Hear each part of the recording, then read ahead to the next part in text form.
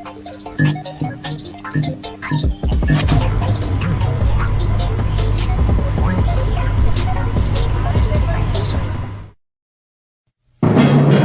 Jeff Meacham Network's Multiverse of Media. For over 15 years, the recognized symbol of excellence and the standard bearer in coverage of sports and entertainment.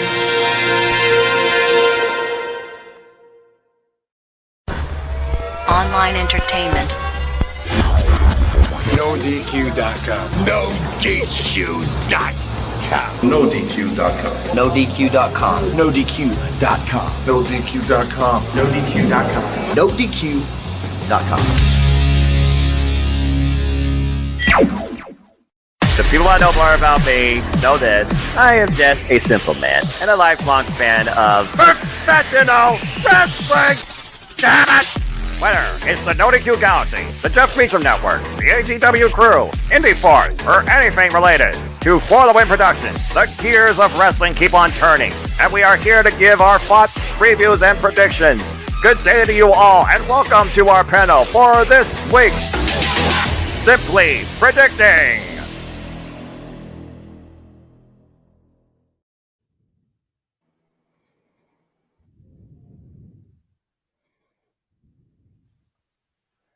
This is not WrestleMania. This is not Wrestle Kingdom. This is not Summerversary. This is not Dream Kingdom. This is not a Ring of Honor anniversary. This is not 1992. This is not AT&T Stadium. This is AEW do or die turning point for all time. It's incredible. 4-year and some of history as we are on the verge of the biggest event in wrestling history, damn it, as we went all in 2018 with a vision that has come to fruition. Welcome everybody to Simply Predicting All in London in Wembley Stadium.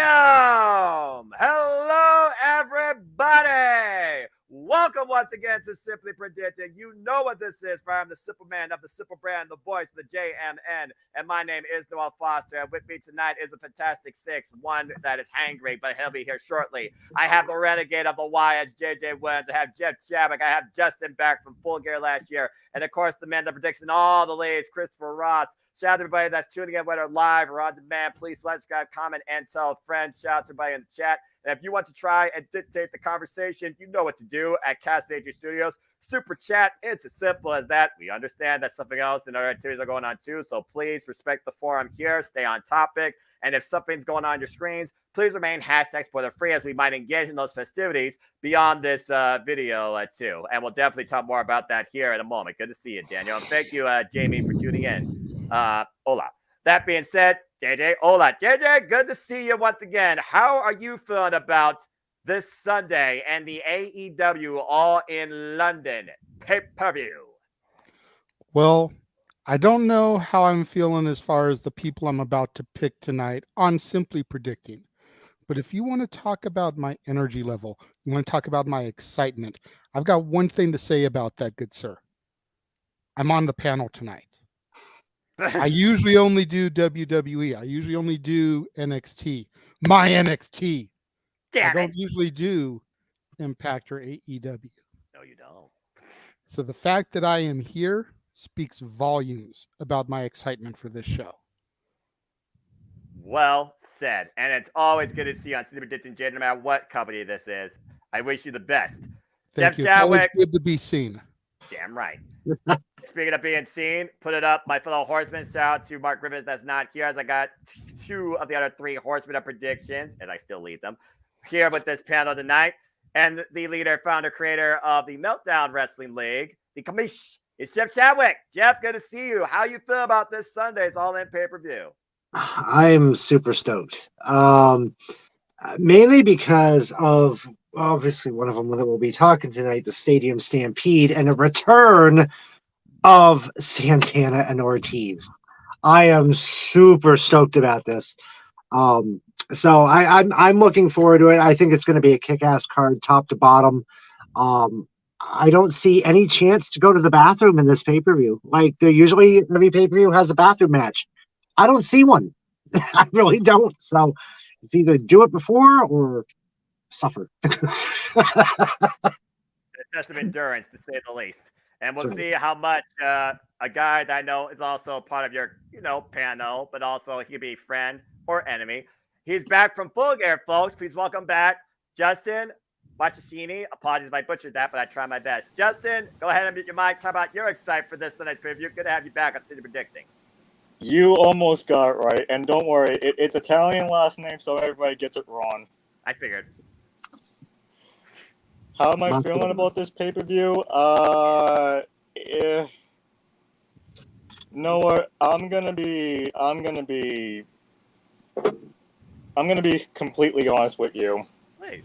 This whole entire build, besides the Adam Cole and MJF thing, this whole entire build sucked. Completely sucked. Why?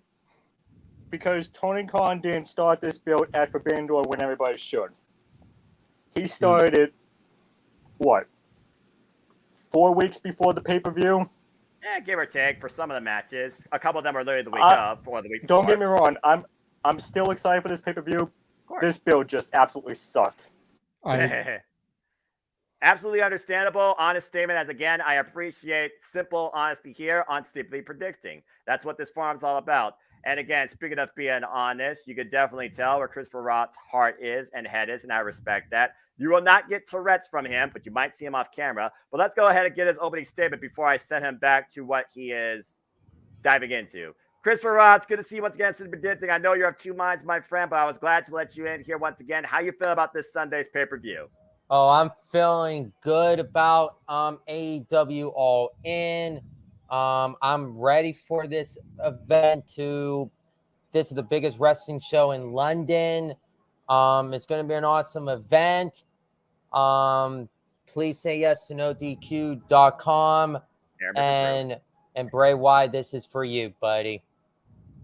Oh, we know it's going to be. Every company so far has given a tribute screen. Again, thank you everybody again for tuning in. Good to see you all once again. Again, folks, hope you enjoyed the conversation. Here's a real quick shot at the No DQ All Elite leaderboard right now. It's James that's leading. I'll be damned. Followed by Jeff Meacham, the West Coast Professor, Big G, Mikey T, and JJ. Hey, you're beating Colin, TJS, and Jerry. And damn, I suck. And here's to the Galaxy. Here's the top of the All Elite roster because the Galaxy goes much further than one page. Nick and Sean Bully are right now holding it down for first, while Ashley is very close behind Christopher Rotz. He's right there on that same page, though, so don't count him out, along with the other horseman, Mark Griffith. So good job, everybody. I hope everybody continues participating. By the way, it's just outdated graphic, but the scores are current. All right, so without further ado, gentlemen, let's get right into it. For those that don't know, AEW All In is available on Bleacher Report and also other preview providers internationally and globally. Go figure. And it all starts with a 0 hour. And the 0 hour will occur, get this, Sunday noon Eastern Standard Time, with the preview going live 1 p.m. Standard Time. That's right, folks. You're getting an afternoon pay-per-view on a Sunday, too. That is not the acclaimed mic drop. That is just a fact, Jack. So I hope you all can appreciate that. So let's go ahead and talk about the 0 hour. I don't have a graphic for it, but I don't think it needs a graphic. I'm just going to open up and simply see if someone disagrees with me. FW Championship's on the line as Jack Perry. For those that didn't watch Collision, spoiler in 3, 2, 1. Hook was the guy, part of the 8-star tag, and he basically, his side got the win. It was more of a statement sent to Samoa Joe, which we'll talk about here later. But basically, the FW Championship has not been retired, thanks to Hook coming back and preventing Jet Perry from doing it. Bottom line, it is Jet Perry versus Hook 2 for the FTW Championship. This time, Hook coming in as challenger. I don't know how much chips are popular in the UK, but I'm going to simply say this. This heirloom needs to be retired. For Pete's sake, for both men to try and do anything different. I'm actually going to say, even though he just turned heel, what else right there connects with Hook besides this? It's the freaking son of Taz. I'm saying Hook wins it back. So that being said, before we move on, does anybody have a disagreement? Going once. Oh, Jeff? Yeah. The reason why I disagree with that is because we have been hearing rumors that Hook may be going to a rival company. I know that Taz wants him to go to said rival company. He can't go to said rival company being the FTW champion. So I look at it this way, and this is how I see it. Now, I'm probably wrong, but this is a good idea of looking at it. Okay. Jack Perry keeps the title. He can do a couple of different things. One, he could toss the title away, kind of like what Shane Douglas did at the old ECW championship that he won. He tossed it, and and I think that would eliminate the FTW title, like toss it in the rubbish or toss it, whatever the case may be. Another way it could end it is Jack could attack Taz with the title and leave the title with Taz. So there's a couple different roads they could go down with this. I would like to see Hook win it, but I have a feeling that Jack Perry is going to keep it, and something's going to happen where the title will be no more after All In. And you could very well see Hook in that said rival company soon. All right, fair enough. I like the fact this match so far has a point on each side. Speaking of points, speaking of those that filled out the form so far, you can find it on Twitter. You can find the comments here on this YouTube video. Find it on my community tab. Find it on No DQ's prediction panel video as well. Shout out to those that put in their picks so far, including Not Limited to Maddie Hawkins, Sophie, Corey, Dwayne Atkinson, Rodney, Kimberly, Manny O, Charlene, among many, many others. Hope you all are having fun and enjoyed the show too. Looks like more people are actually going with Hook to regain. 63% versus 36% for the current champ. It's 21-12. So we'll see what happens. Which side do you all agree with? Let us know in the comments. And again, if you want to do the conversation, super chat's as simple as that. All right. The only other match they booked for the buy-in, I like the fact the buy-in's not overloaded with matches, so it means the matches might breathe more. This one needs to breathe particularly, but I digress. And Justin, welcome back, James. Justin, you will start off course for this opening argument for this match, as it's the only other match in the 0 hour, but probably the most important match to set maybe everyone thinking for the rest of the night. Baby. As the Ring of Honor World Tag Team Championships are on the line as Aussie Open. Crowns up, representing the United Empire. The Ring of Honor Tag Team Champions are on the line. The champions Aussie Open. I'm, of course, talking about Kyle Fredericks and Dunkzilla, Mark Davis, defend the gold against MJF and Adam Cole, baby. And might I add, this is ahead of them main eventing this pay-per-view for MJF's Triple B, the AEW World Championship. Justin, the floor is yours. Take your shot at this match. Who do you got leaving with the ROH tag straps? Okay, before I do, first of all, can I just say that Better Than You, Baby has been one of the most entertaining storylines than anything that's happened in the WWE right now. I'm sorry to all Bloodline lovers. I'm sorry to all Judgment Day lovers. I don't give a fuck. Oh. Well, good thing we're past the 5-minute mark. I'm about to say he is past the mark, so that's the one I will allow. But let's go ahead and avoid that word the rest of the night unless we have. Yeah, sorry about that. Sorry about that. All right, sorry. All right. That's the only censorship I'll be doing today. So Respect. I'm just saying that I've been enjoying this AEW storyline better than I have WWE because I barely watch WWE. I only watch highlights of WWE. I don't even watch SmackDown. I don't even watch Raw. Hell, I'm watching the Dodgers and Red Sox over SmackDown tonight. I'm sorry. I respect Bray, but I got SmackDown in coin tonight. So all right, focus on the match. We now know your resume for watching. As far as this match goes, I see Aussie Open leaving London, still the ROH World Tag Team Champions. Why? Because Adam Cole, baby, is going to turn on MJF. Okay, so he has Aussie Open retaining, and he added an angle, potentially teasing the idea of what could happen in the main event as far as the heel-face dynamic. Adam Cole turning. Before we move on, does anyone have a disagreement that didn't get their chance to give a counterpoint in the previous match that they believe MJF and Adam Cole can lead with the tag straps, baby? Raise your hand or forever hold yourself silent. James. Well, I'm here on camera for this because you know what? I'm actually going to go with the most wild card pick. I think, without thinking when I did the predictions before, I picked Aussie Open to retain for very similar reasons. But the thing with what MJF said resonates a hell of a lot with me on Dynamite this week. And somehow, some way, I think he's actually going to live up to his word, and I don't think we're going to see anybody turning on anybody. I'm picking Friendship winning. I'm going to go with Adam Cole and MJF to win the Ring of Honor tag titles. I'm going with it. I'm going with it. I somehow they're going to pull it off because to me, Aussie Open's already a made, established team already.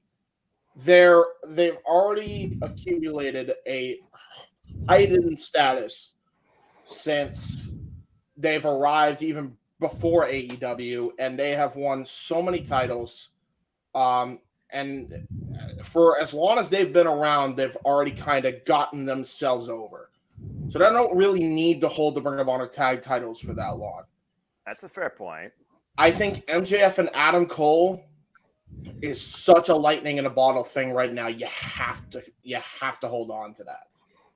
I think there's something unique and different about this story they're telling. It's unlike anything we've seen in wrestling, and I want to see how creative they can get with it. I won't be mad if Adam Cole, does what Justin says and turns on him. I won't be mad if it's the other way around and MJF goes back to his devilish ways. Either way, I'm invested in what they're doing, and I'd be okay if they continue that story. So there you go. Okay, fair enough. I like both sides' arguments here, and let's see what everybody thinks so far. 26 people have the champs retaining, but you're not alone, as 7 people agree with you that Friendship could overcome Aussie Open trying to take over the world. All right, good counterpoints so far from both sides. Again, the rest of the panel, by the way, if you want to acknowledge me for your predictions, just put them in the chat. I am writing them down, or fill out the form. All right, let's go ahead and keep moving forward here. Before we do, I see Daniel did have a comment here. Aussie Open, but I will be surprised if Adam Cole and MJF win. And Cascading Studio CEO JJ Williams, the Renegade, said, "Put me down for better than you, baby." Duly noted. All right, guys, let's go ahead and get into this main pay-per-view because they gave us a stacked card, and I'm going to go around the horn till we get to selected matches. And I think this time, JJ, I'm putting you in the hot seat for this one because it's funny. We talk about everything AEW has done in both environments. You got exploders and colliders. Why don't we talk about the collider going into a freaking collision to define legacy? Quote unquote, maybe. Is he going to get killed? You tell me, JJ. As CM Punk defends the Real World Championship against Samoa Joe and CM Punk versus Samoa Joe 5. After Samoa Joe didn't get the answer he wanted from CM Punk, he forced his own will on the Second City Saint. And then the Golden Vampire put Samoa Joe to sleep and further raised the ire of the, I believe, longest reigning Ring of Honor World Television Champion, if not about to be. So, JJ, the Real World Championship, who leads with the quote-unquote title and, more importantly, the legacy? I got 3 words for you. It's clobbering time. All right. CM Punk is going to take this because at the end of the day, we need to get back to Punk and Max to determine who the real world champion is. Period. Short, sweet, simple, and to the point. We have CM Punk retain the quote-unquote Real World Championship from our opening argument. Before we move forward, does anybody have a disagreement argument? The floor is yours in 3, 2, 2. Oh, unanimous. Let's go ahead and see what we got going on here with the poll. For the Real World Championship, there are a few people that want Samoa Joe to put CM Punk to sleep. Once again, it is 7-26, as 26 have the champ retaining, including you, JJ. And it looks like Daniel also agrees with you here in the chat. Appreciate your takes here, Daniel. CM Punk for the win, and Seth MJF for CM Punk to unify the AEW Championship and quote-unquote Railroad Championship. I find it interesting that he did not put down a date or a show. JJ, I was just going to say, let me go ahead and make sure that I state, I don't want them to hotshot this. This does not need to happen at All Out in a week in Chicago. That's going to be Punk's home turf. It needs to be done in neutral ground. There we if go. anything, I would like to see Punk Joe 3-2 technically at All Out, with Punk sweeping this series much like Joe did in Ring of Honor. Then come Full Gear when it's a year removed from Max becoming champion. You have champion versus champion. I like the champion who never officially lost the belt. Mm-hmm. The champion who beat the interim champion because Punk had been stripped post Brawl Out. All right.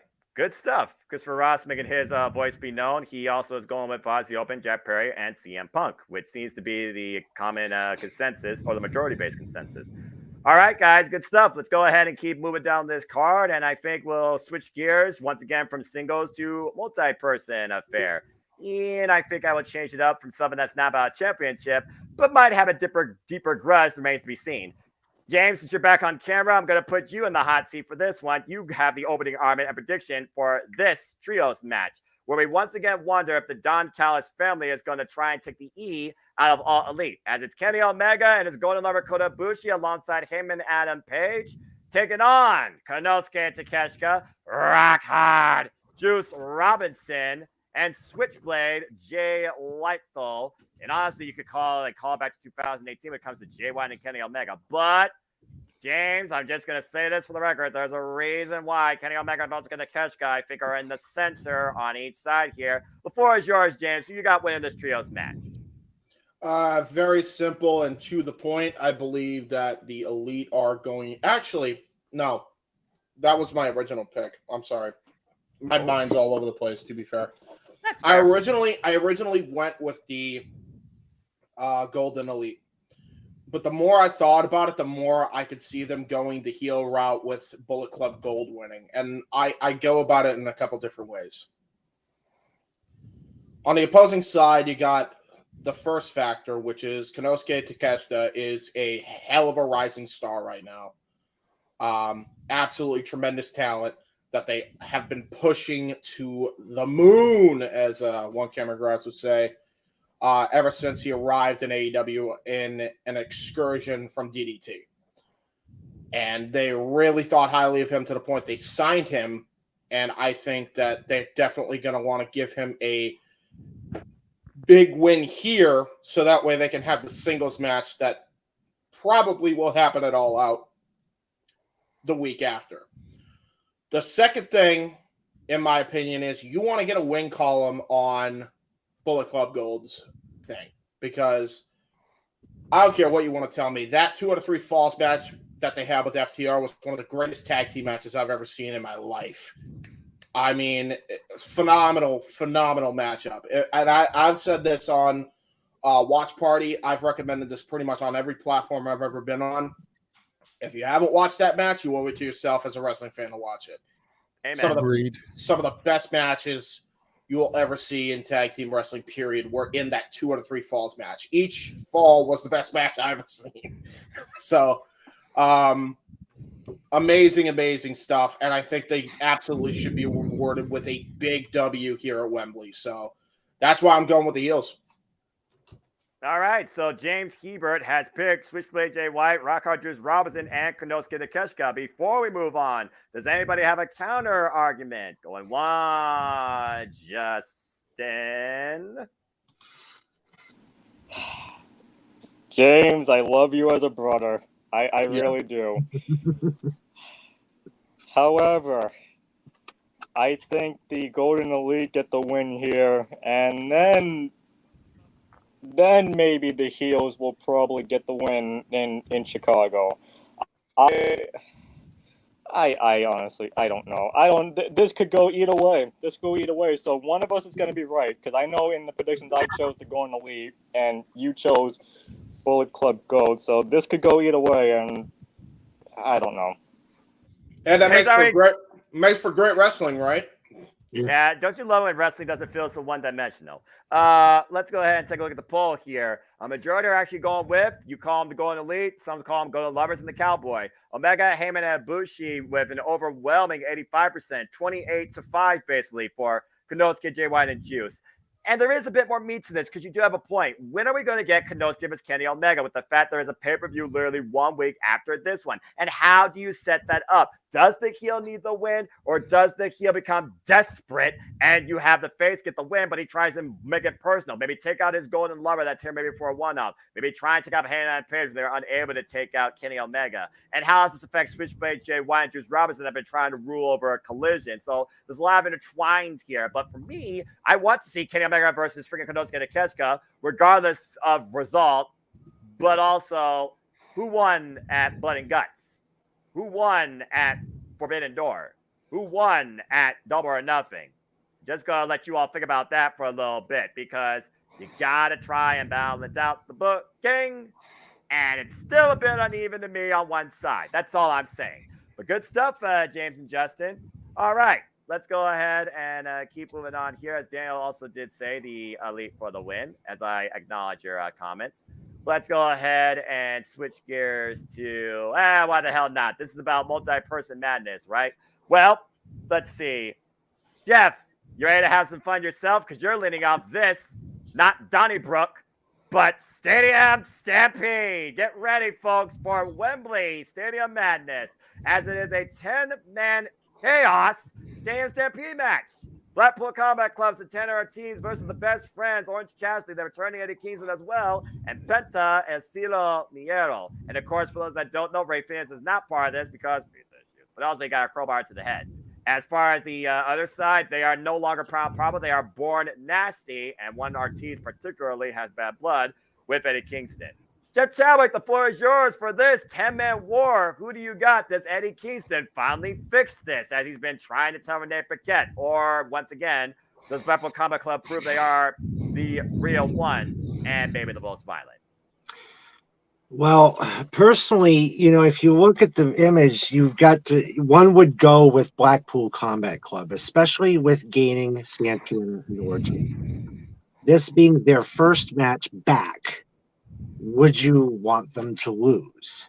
However, you have on the flip side of the coin, Eddie Kingston, who, as you said, wants to make things right, and he's got a great crew behind him with Penta, Best Friends, and Orange Cassidy.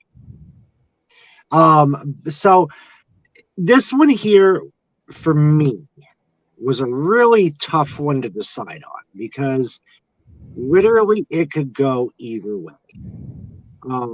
When you look at what I had just explained to you. Right.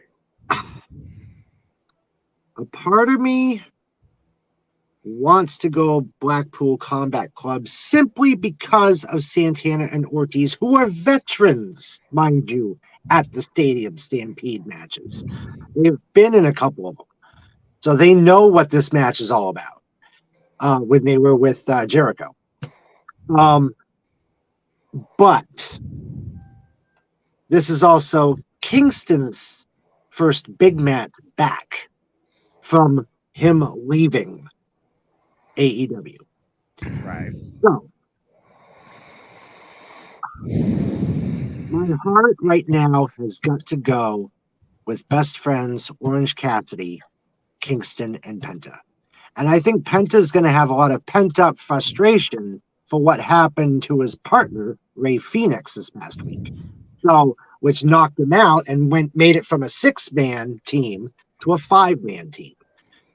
So, I've got to go Kingston. I got to go Team Kingston on this one because I think that it seems to me from seeing everybody that he wants this more. He wants this win more than anybody else in this match. The other ones are, Blackpool Combat Club. They're just here to beat people up and get the win. However, Kingston goes one step further.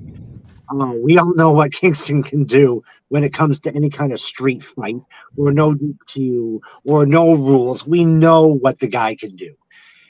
I am excited to see what he's going to pull out of his hat in this match. So I've got with all those emotions and stuff running on that side, I gotta go Team Kingston on this one. The good guys get the win in Stadium Stampede. Quite interesting. Before I look at the rest of y'all, the chat actually agrees with the opposition. Blackpool Combat Club Santana Ortiz, overwhelming vote, 28-6. 6 people picked the good guys here. So Jeff has set up the panel here with the good guys finally winning at the end. Does someone have a counter argument? Chris got his hand up first. Chris, you're going with Blackpool Combat Club. Yes, I am. I'm going with Blackpool Combat Club to win here at Stadium Stampede. I don't think Eddie gets it done with Santana Ortiz finally back in AEW. And personally, I'm happy that they are back. They're finally reunited. They are a mastermind of Stadium Stampede. They've been in this type of match before, and they know how to get the job done.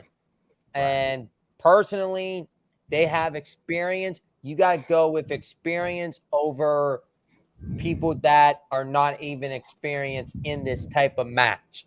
So I think Blackpool Combat Club gets it done with Santana Ortiz finally coming back. And if we're looking at All Out, maybe we get to see Jon Moxley versus Eddie Kingston. And then maybe Eddie Kingston finally beats Jon Moxley. Maybe that could happen at All Out. But with this being said, Blackpool Combat Club is going to win Stadium Stampede on Sunday night. I have been waiting, and we talked about even at Forbidden Door, JJ, that we've been waiting for Jon Moxley at Kingston. We saw how far the tension, but the friendship still seems to be there, particularly with Eddie Kingston when it comes to these two. Now it's Stadium Stampede, and again, Renee Paquette wants Eddie Kingston to fix this, quote unquote. Eddie Kingston is going to fix this, quote unquote. Is this way he finally fixes it, or do we finally set up the final resolution? I did see your hand go up, and since there is a bit more meat to this match, and we're already ahead of schedule. Great job, everybody. JJ, you also had a counterpoint. It sounds like you were going to go with Blackpool Comic Club too. So what's your take? I was going to go with the BCC also. You know, it's funny. Jeff mentioned, I believe, at the start of the show that there's not really a filler match, a bathroom break match. If I'm looking at the card, and I don't want to call this a bathroom break match, but this is the match I care about the least out of everything on the card. And the one thing that keeps going in the back of my head is, yeah, maybe he has a broken arm, but it doesn't mean that the man who has the final countdown by Europe as his entrance theme couldn't make an impact here in Wembley to cheat. Win if you can, lose if you must, but always cheat to help the heels. Mm-hmm. I think we might see Bryan Danielson helping his buddies in the BCC to get this victory. And it would give a good reason to hit that music for 80,000 freaking people in Wembley Stadium. Because if you think about it, during the post-media scrum, they said they might be able to afford it for one more time. Where better than Wembley freaking Stadium? There is no better. There is no better. And I will say this as well. There's also that story that you can tell with Danielson and Eddie, because if you remember Anarchy in the Arena, Danielson stopped Eddie from going too far and lighting Chris Jericho and company ablaze. So that's also a big thing that I don't think we're considering as well. Like that's a huge part of the story. And that's why I'm going with him too. I'm with JJ and everybody else that's going with BCC. No doubt in my mind that they're gonna go with this because I do think you're gonna see an appearance from Danielson to further the feud between Eddie and Danielson, and also, further the feud between best friends of Blackpool Combat Club. So. That's fair. Also, Brian Danielson has not been involved in really Blackpool Combat Club business in a physical capacity for the longest time. Remember, he was going up against Kazuchika Okada, and besides that, he's been on commentary. He wasn't even part of Blood and Guts that Blackpool Combat Club lost. And you gotta imagine Brian Danielson was furious at that because I think people call Brian Danielson, quote unquote, the leader of the faction. He's the one that conceived the idea in the first place, where Rigo is just the guy that endorsed it by name based on roots and respect, calling Brian Danielson the perfect wrestler. So again, very good point, and really going back even further beyond maybe just Eddie Kingston and John Moxley. Maybe Brian Danielson will be the guy that hosts the intervention and doesn't fix this but further break it. Then again, he knows how to use a screwdriver. So I don't know, but good stuff, guys. We will see us. All right. Well, so far we are going to keep moving on. Everyone's led a match except for one, Christopher Roth. So Chris gets to lead this for open discussion and give his opening argument. So let's see if Chris is nervous about this, because I think we should be, considering the only thing that's for sure about. Never mind. Chris, you're going to talk about this one and set up the argument for this match. Good luck.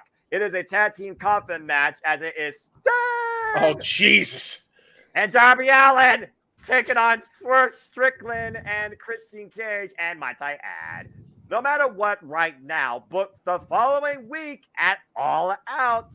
It's Darby Allin versus Luchasaurus for the freaking TNT Championship, trying to restore it to proper glory. Chris, the floor is yours to open the argument for this. Who do you have winning this, I think, first tag team coffin match? Well, this is going to be an interesting match. We got the first tag team coffin match. And personally, why in God's name Christian Cage has the TNT Championship around his waist, around his shoulder, if he's not even the champion? The world may never know. Personally, Luchasaurus is the champion, not Christian Cage. Luchasaurus dethroned. Who was the TNT Championship? I think I forgot. Wardlow. Damn. It's just been one of these weeks, so just bear with me. You're fine. Luchasaurus should have been the one carrying the championship, but hey, it's Christian. He can do whatever he wants to do. But in this tag team coffin match, I'm going to give it to Sting and Darby Allin. Every time Sting is on a pay-per-view for AEW, he always wins. And personally, they're going to win. Sting and Darby's going to win. And that is that. All right. Short, sweet, simple, to the point. A majority actually do agree with you with Darby Allin and Sting. 88%. I think that's the largest poll I've seen so far. 30 of the 34. Oh, someone else put it in. Hey, thank you. 30-4 right now for swearing Christian Cage. And before what? I don't ever retort. I just have an explanation for Chris. Hey Chris, you ever seen Lord of the Rings? No, I never saw that before. Okay, so to put it in context, Lord of the Rings, they had this guy who held the treasure, and there was a dragon that protected the treasure. It was big and nasty. So in this context, Christian Cage is the holder of the TNT title, while Luchasaurus defends it for him, even though he is the actual champion. That's the gimmick. I thought you were gonna go with Gollum and be like, "The precious, my precious." Yeah. It's a mix between the guy who held the treasure and Gollum. Yeah, I mean, he acts like Gollum. Damn. So, there you go. All right. But besides that, I'm guessing everybody here, it's unanimous. We're not betting against Sting. No. Not at all. No. For those that don't know, the only thing that's for sure about Sting, he doesn't lose on AEW pay-per-view. And like I put in the comment, like they're not going to make him job in Wembley freaking Stadium. No way. Are you kidding me? I mean, Sting did say he wants to go out in a blaze of glory. So unless somehow they find a way to put Sting in the coffin and light it on fire, and you only have to put one person in the coffin, Sting isn't losing. Especially if he's coming back as Joker Sting. Now everybody needs to be nervous. Now, James. I have Why to put so this serious? I have to put this out there. Okay, Sting, do not go to the top of the arch of Wembley and do a balcony dive. No, Sting, that's bad Sting. Why did you just give Sting that idea? Oh God. Sting, that's a bad Sting. And hopefully Christian Cage doesn't come out doing his best Jeff Hardy impression. Oh Yeah. God. Ooh. Oh no. Oh no, no. If you know, you know, and he is not wrong. Hey, it's Victory Road all over again, Mike. He's coming out smacked off his tits. Oh, and King Mike said he will. Damn it. You'll see if you just close your eyes. Ah!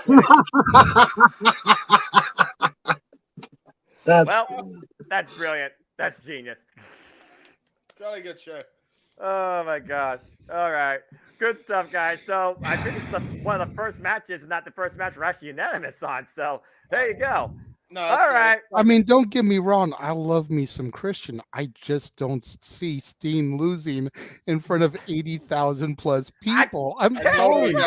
Nobody does. And just to put this into perspective, y'all, okay, since we're a little bit ahead of schedule, there are more people that are going to be here for All In than were at Live Aid. Yeah, which is massive. That they Live Aid only had 72,000 in Wembley. Put that in perspective. Put that in your pipe and smoke it. So we're almost going to have 10,000 more than were there for Live Aid. We're going to have like 4,000 more than SummerSlam 92. It's bonkers when you think about it. I mean, absolutely bonkers. You all right, James? Your brain sounds like it's about to explode. I'm very excited.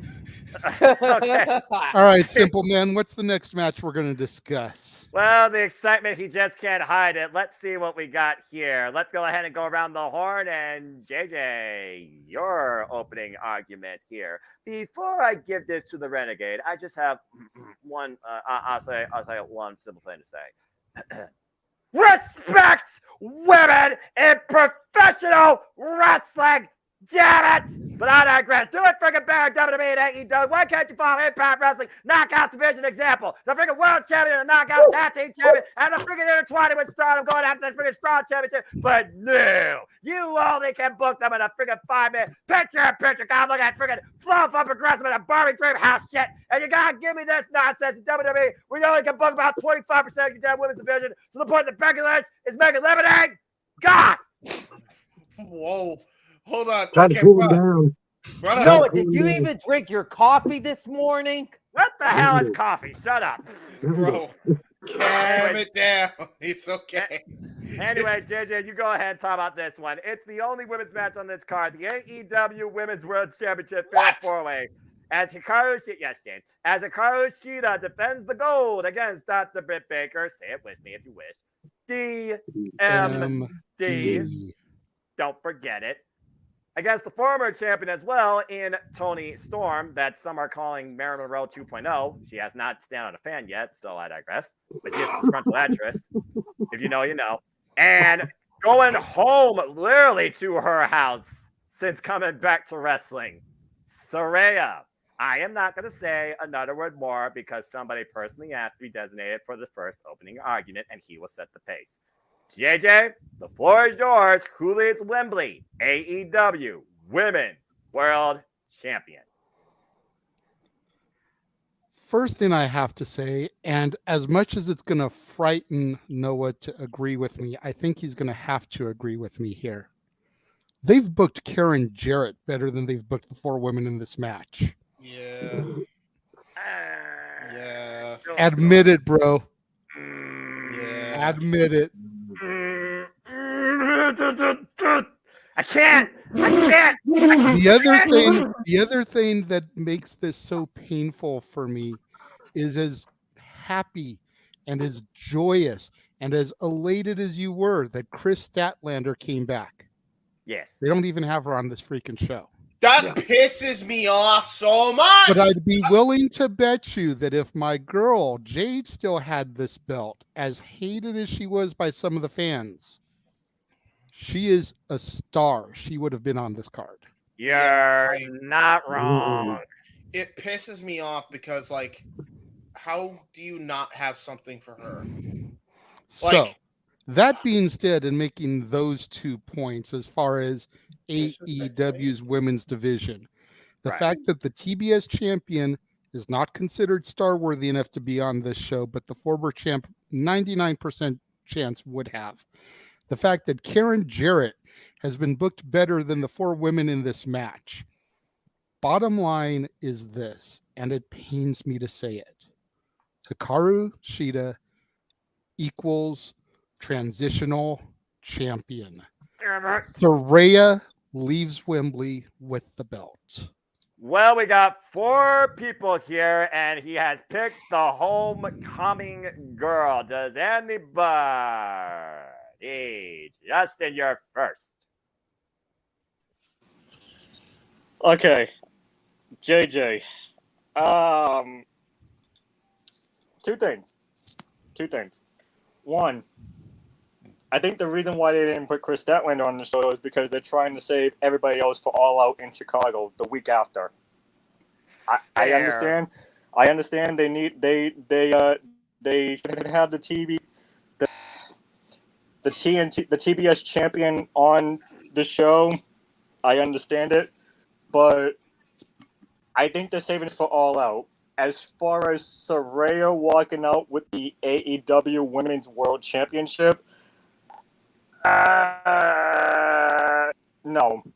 I got Hikaru Shida walking out with the women's title. So we got 2 so far.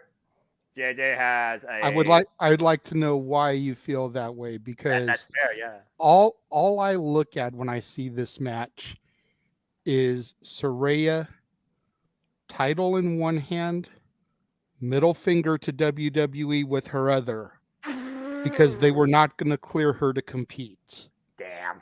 And here she is at the biggest wrestling show of all time, bigger than their WrestleManias, in her home country, on top of the world one more time. Okay, that's even a fair if point. she just loses it the following week at All Out, she had that moment. Okay, that's a fair point. That is a fair point.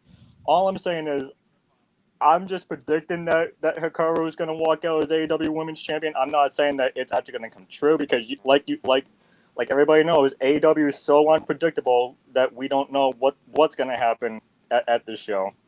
To a degree. That's fair. And unlike WWE, AEW seems like they enjoy giving those feel-good moments to the hometown heroes more than WWE, who traditionally screws the hometown hero. And JJ, you and I also have talked about the state and identity of women's wrestling in the industry. You even said it yourself. WWE has the quantity and the quality. They lack the booking capacity in a respectable manner, to the point your NXT has more going for its women's division than Raw and SmackDown combined. Which is a damn shame. Yeah, I know. AEW has the potential, but they lack the depth. And they aren't pushing that potential to a higher capacity on their on-screen product on a weekly basis, which is also a damn shame. And I still say if Jamie Hayter was clear, I'm a hater, this would be her moment. And that's still to come. And then we talk about Impact Wrestling. That's the standard on the Western Front that books not only singles, but women's tag team wrestling and grudges right to a degree. The roster top to bottom in some sort of storyline carrying capacity. And then, of course, Stardom is always going to be the forefront, but that's international, and that's an all-women's promotion, but I digress. So far, we got a Saraya, and we got a Shida. Does somebody have a Brit? Yes, JJ. I just wanted to address Daniel real quick, and then you can throw it over to Chris, because I saw his hand. Yeah. I would not have liked this match better if Karen Jarrett was in it. Despite my words on these streams with Noah involved, I am not a huge Karen Jarrett fanatic. I just do it to get under his skin. But facts are facts. She's been booked better than these 4 women have in recent months. I agree. But screw Karen Jarrett! Anyway, Jeff, all right, man. I saw your hand. What's on your? Wow, I'm botched. Chris, I saw your hand. What's on your mind regarding this 4-way? Are you actually picking Tony Storm or Britt? No, I'm going with I'm agreeing with my buddy JJ Williams. I think they're gonna give it to Saraya for because this is her home country of London, England. And personally, it will be a slap in the face to WWE and saying, hey, you didn't clear me, you didn't focus on me. I want to be champion. Here I am. I'm on top of the world as AEW Women's Championship. And personally, Saraya is going to become the new AEW Women's Champion this Sunday. I agree. I agree with everybody picking Saraya at this point. All right. Well, so check out. I mean, yeah, we had a Saraya, a Shida, and then we got two other Sarayas here. And the poll, oh, this is interesting. I love it when and I also will say this when it comes to the AEW Women's Division, JJ. Yes, it's under mine with these four, but honestly, Fatal 4-Ways is kind of AEW Women's Division bread and butter when it comes to the strongest showcase of what's to come. Think about the tease of the turn with Britt Baker and Jamie Hayter. We got two outcasts involved here, and at the end of the day, only one can claim the prize. They can't both be flawless. Just saying. Let's see here. She has only half the vote, but she is the majority, actually, 17. The second runner-up is Saraya with 12 of the votes. Tiebreaker DMD has 4. Ouch. Tony Storm only has 1. King, I know that's you from ATW. All right, because, again, this match is so dynamic. We're ahead of schedule. Jeff, are you going against Saraya? Do you have an argument for Sheena? No, Are you gonna I just want to add one tiny little thing. Tiny little thing to this. All right. JJ had made the point of, or someone made the point about maybe the Outcast like cracking. Saraya pins Tony. Mm-hmm. That's how she wins the title. Damn. There you go. Well, I always say in triple threats, JJ, what do I always say? There's a buffer and a fall person. But this is a fatal 4-way. So you got buffer, fall person, and story filler. And I get it. Britt Baker was on 2018 Originals All In. You might as well carve the face of AEW's Women's Division, but he was the first signing, quote unquote. Hikaru Shida, credible champion, got her moment on 200. Didn't get the run she wanted last time in front of nobody. It was pandemic. She lost it in front of people. Now she might lose in the largest crowd in wrestling history. Ouch. Tony Storm's familiar with the UK, but there's don't care anymore Phil Collins type attitude, Marilyn Monroe, disgruntled actress mood, where she might throw a shoe. Honestly, who throws a shoe? But anyway, Tony Storm, I feel like she's going to get a mixed reaction because it is the UK. At one point, she called London her home. But Saraya, I would argue say Saraya next to someone else we're going to talk about from the area, probably will get the biggest pop of the night in the opener. And if she wins, that stand might need to be reinforced. So I do get everybody's arguments here. So again, good stuff. We'll see soon enough. I feel like at least if nothing else, there's at least some intrigue to seeing who wins. If nothing else, the women put up a shot time in Wembley. Go longer than 10 minutes. That's all I got to say about that. All right. Well, Justin, I remember how disgruntled you were at Full Gear when we got into the antics, but guess what? You're going to talk about them anyway, because guess what we're going to talk about, folks? AEW! The Acclaim will arrive. We're going to talk about the Trios Championships. And is it badass Billy Gunn's time to have one last moment in the sun? Or will it once again be inadvertently the House of Black saying, suck it? Trios Championships on the line. As the longest AEW Trios Champions in this company's history defend the gold. It is the House of Black. Malachi Black, Brody King, and Buddy Matthews with Julia Hart. Taking on the Acclaim for the second time. Of course, talking about Max Caster, Anthony Bowens, and not Daddy Ass, but the one badass, Billy Gunn. All right, Justin, you're on the bubble for this match here. Do you have new AEW Trios champions in Wembley?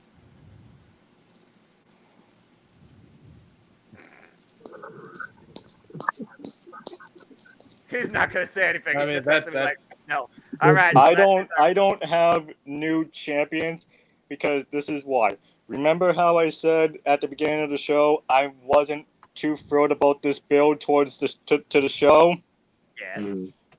This is one of the matches that was just put together on the Wednesday before the show. Fair. And I don't like it. I don't. So no new trios champions. All right. Okay, You so don't have anybody. we're ahead of schedule, so fudge it. I'm going to go around the horn. JJ, you kick things off. What's your take on this match?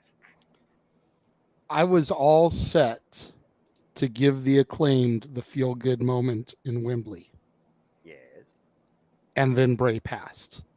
And the House of Black is so reminiscent of the Wyatt family. If you really think about it. Malachi is Bray. The other two are Harper and Rowan. And Julia Hart is Alexa Bliss. Damn it. So now that this has occurred, I almost wonder if they'll let them keep the belts to keep that kind of spooky aura gimmick alive and honor Bray. That's very fair. That's very fair. Okay, it's 1-1. I saw everybody's got a bit of intrigue, and I think it was a problem if y'all had fought based on that. Let's keep going around the horn. Jeff, you're next. Who's your pick in this Trios Championship match? I like what he said about honoring Bray Wyatt, but honestly, I don't think that's. I mean, I think they can honor them throughout the rest of their careers. It doesn't necessarily need to be in London. They already do that. I've got it claimed. Daddy Ass is back. Can't have him lose when we thought he retired, and now he's back. You can't have him lose. And the Acclaimed have been this close to picking up those titles. Sunday, they will pick up those titles. I have the Acclaimed and Mr. Ass himself winning it. Okay. Chris, I saw your hand up as well amongst the congregation, so the floor is yours, my friend. Are you scissoring with Jeff Chadwick, or are you with the House of Black, Chris? Well, this is going to be a fun trios match. Personally, with Billy Gunn coming back, and the Acclaim, they were so close on capturing the trios championships. I feel they're going to get it done. I'm going with the Acclaim and Billy Gunn for the win. And I see Billy Gunn finally being champion again before he actually retires and hangs up the boots once and for all. So Acclaim and Billy Gunn to win the AEW Trios Tag Team Champions, and 80,000 some people are going to be scissoring on Sunday night. Oh, good grief. We're not going to have enough scissors at Office Max for this, I'm pretty sure. No, the Office Max is going to be absolutely rated. James, go ahead, and man. Staples. And Staples. That's fair. I don't have my easy button in front of me. Anyway, James, go ahead, man. You've been waiting. Go ahead. Your thoughts on this match.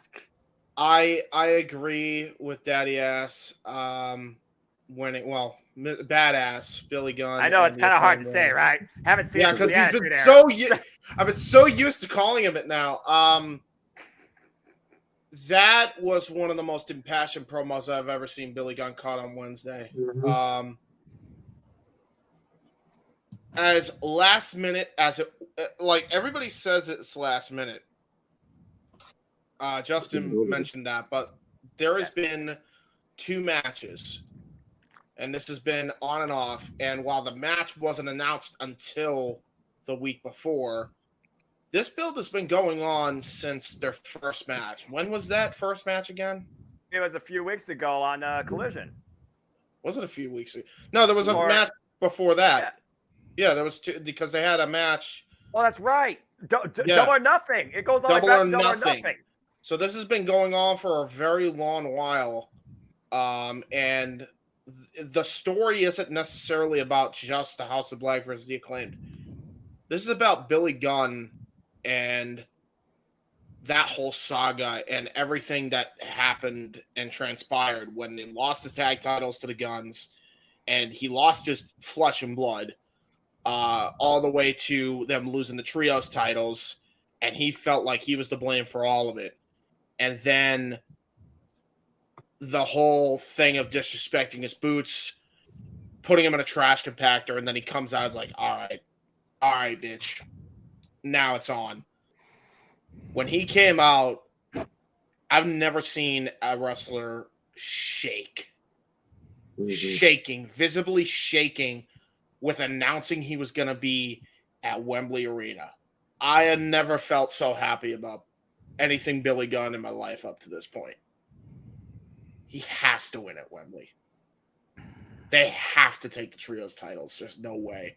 Like, to the point, I could see them doing a honoring of Bray, almost kind of giving the nod after the match, because it's not the first time Malachi has given the nod to somebody before. I remember there was a match, I think it was between Dante Martin and Malachi Black, where Malachi gave him the nod for really showing a lot of fight. And while he didn't necessarily win and Malachi still gave him respect, I think that's what's going to happen here. I think they're going to lose and are going to give him a lot of kudos for that. I just, that is Billy Gunn's biggest crowd he's ever fucking wrestled against. Seriously, like, that's the biggest crowd ever that he's ever been. And there's James with. 1F, which is actually appropriate. Yeah, so there you go. All right, but JJ, I think. Oh, go ahead. JJ, Yeah, sorry. I was gonna say, JJ, I knew you wanted to jump in on that one. Yeah, and that's why I also put this up, because maybe he could add to this too, and maybe you change JJ's judgment. JJ, the floor is yours before we can move on. No, I'm still going to stick with my thing, but everything that James just said is why I felt on Wednesday that they would get the straps. Same. Until what happened yesterday happened. Right. Then you look at it like this double-edged sword. Either Billy Gunn wins the trios tag titles, and he's always been a tag team specialist. Absolutely. Smoking Guns, New Age Outlaws, Billy and Chuck, etc., etc. Mm-hmm. In front of this humongous, biggest crowd in wrestling history. That's why I got the banner. Or he has his final curtain in front of the biggest crowd in wrestling history.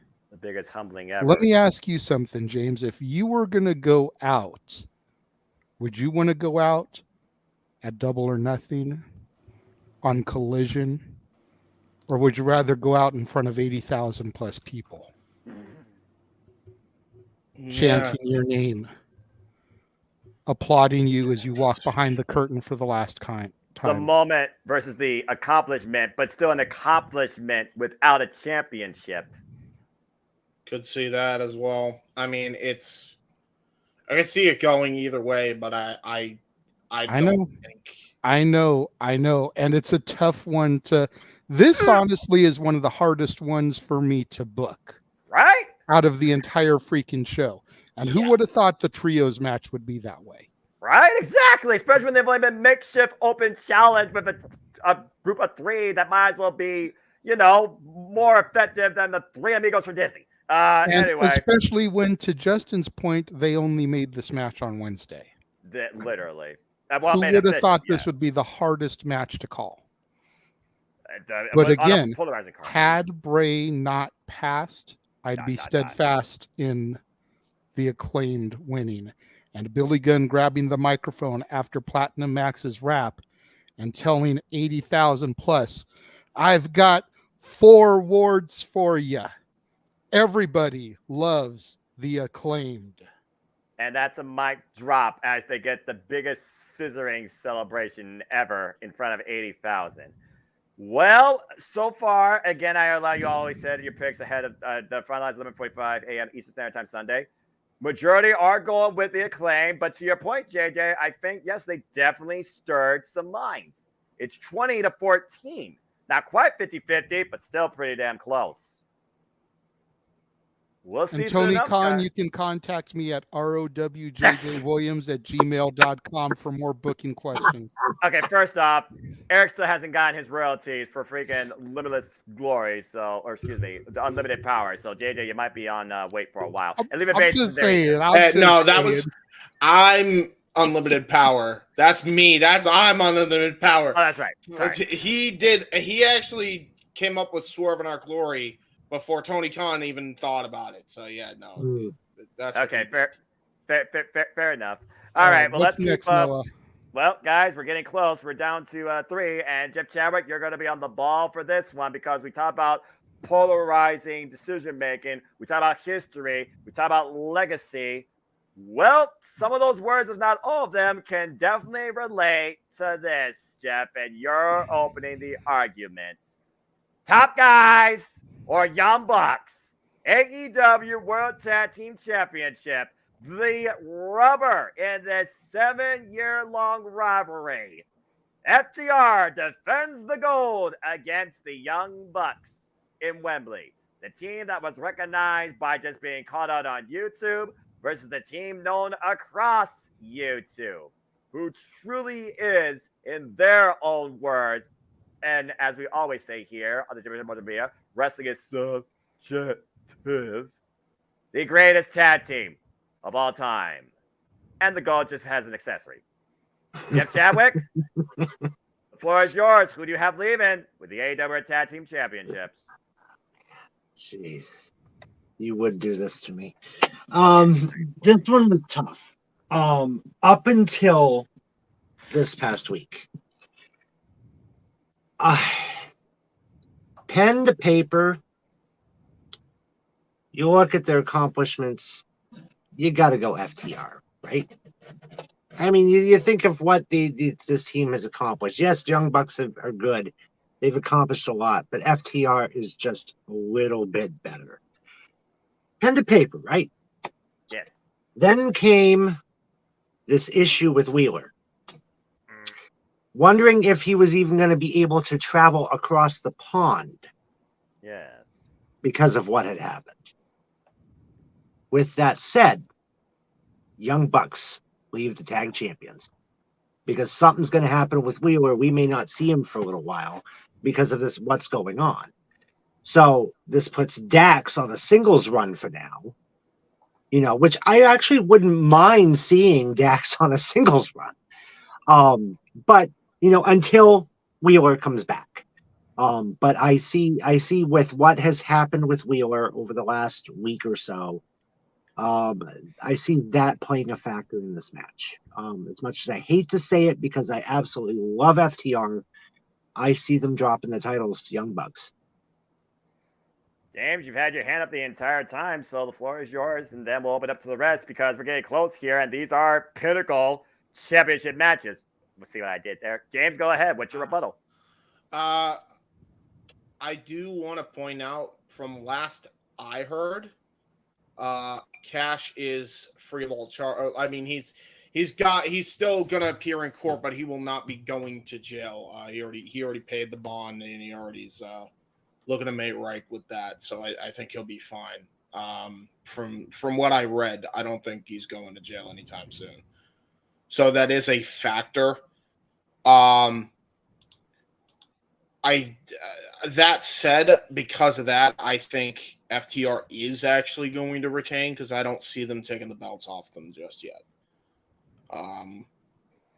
There's something in waiting in the wings there. And especially now that they can kind of go full steam ahead with their plans and Cash is going to be good to go. Because, from what I understand, even if he does get a charge, he won't get his passport taken away. He won't go to prison over this incident. He'll be fine. So I think they're going to stick with gung-ho with their plans as far as FTR still retaining the belts. And I don't see how you can't, especially with the run they've had, I can't see FTR dropping the belts now knowing that Cash is good to go. You know what I mean? And there's no way. If this was, okay, this was way more dicey than we all thought, I'd be totally on Jeff's side here, but as it stands, and from what I read in that fucking case, because I was worried the match was going to be called off until he showed up Wednesday and saw everything going on there. Well, I thought it might have been on All Out. If he couldn't travel, put it on All Out. Yeah, that's what I was fearing they were going to do. I thought they were going to call an audible. Yeah, right. but they didn't, which is good. It was good that they're because this match deserves that damn crowd. I mean, you can't have a rubber match that spans over the course of 3 matches, and especially one that's that big, and not put it in Wembley. That was crucial. That's the match that people are looking forward to the most, I'd venture to say. You gotta at least have that match on there. But yeah, I'm actually gonna go against Jeff and say FTR retains. I think they're gonna. All right. I like this. I like this a lot. I fear this is going to be polarizing. With that being said, and other reasons. That being said, it is 1-1. Who would like to take the floor next? And JJ got his hand up first, followed by Chris. JJ, now. Go ahead JJ. and give it to Chris first because he had his hand up during James. Oh, okay. So, Respect. and then I'll go after That's Chris. right. Chris, the floor is yours. Who you got leaving with the straps? Well, this is the match that is going to be really entertaining. I wouldn't be surprised if this is the opening match at All In on Sunday on the main card. Have we ever had a tag team championship match open up a pay-per-view before for AEW? No. Not that I recall, no. Well, this could be the first time ever, maybe. Maybe. But this match is going to be fun. It's going to be interesting. As far as the winner goes, I was going back and forth who I wanted to win. And as of right, Bucks to become the new tag team champions, because what I heard with the whole Dax Hardwood with his case, and we might not see him for a while. I feel they're going to write FTR off of television just for a little while until everything gets settled down, and then you could bring them back once everything gets settled with Dax and his case and what's going to be going on with that. I personally believe they're going to give it to the Young Bucks on Sunday. Before I let JJ, who let Chris go first, JJ go next, let me go ahead and give you the poll results so far, JJ. You want to know how polarizing this match is? It's literally 53 to 47%. Nearly 50-50. As far Doesn't as surprise me at all. No, and as far as majority, and I mean that slimly, 16 to 18, 18 in favor of the Young Bucks. So JJ, who's your pick? I told you at the start of the stream that some of my choices might surprise you. Yes. This is the main match I was referring to. I feel like as soon as I say what I'm about to say, I'm going to need to run into the bathroom, grab my mouthwash, and rinse my mouth out. Oh, boy. I'm going with the Young Bucks here. And part of that reason is because I think back to the way not just me as a fan, not just necessarily us in this room as fans, but the way the wrestling community that I saw felt when, I forget which Uso it was, I think it was Jimmy, got busted with the DUI. Yeah. It was. And they were still allowed to win the tag team titles. Yes. And how pissed everybody was. Yes. I feel like, to take a phrase from Mo Camera from the review this past week, I feel like we need to keep that energy here. What Cash did may not have been as wrong as DUI, he still brought negative publicity towards Tony Khan and AEW. Mm-hmm. On the eve of the biggest event in wrestling history. Damn it. As much as it pains me to say it, Cash needs to be punished.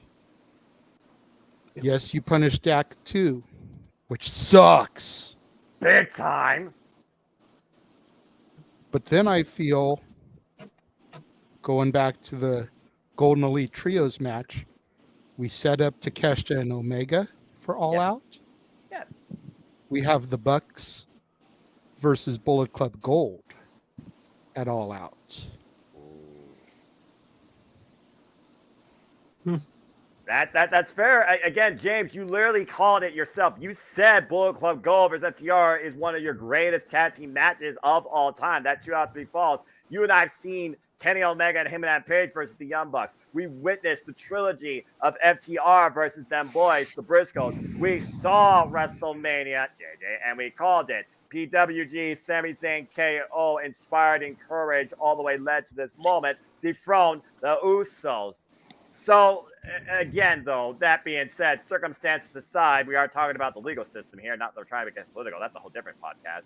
Yeah, absolutely. Yeah. But yeah, as much as it pains me, I feel like I've got to give the win here to the Bucks. James, I see your hand up. What do you guys say about that?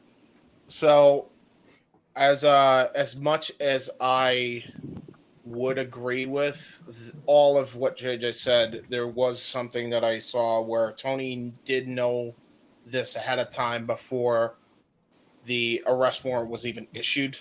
So this was made aware to him then. The thing that caught everybody by surprise is that he got arrested for it, including Tony Khan himself.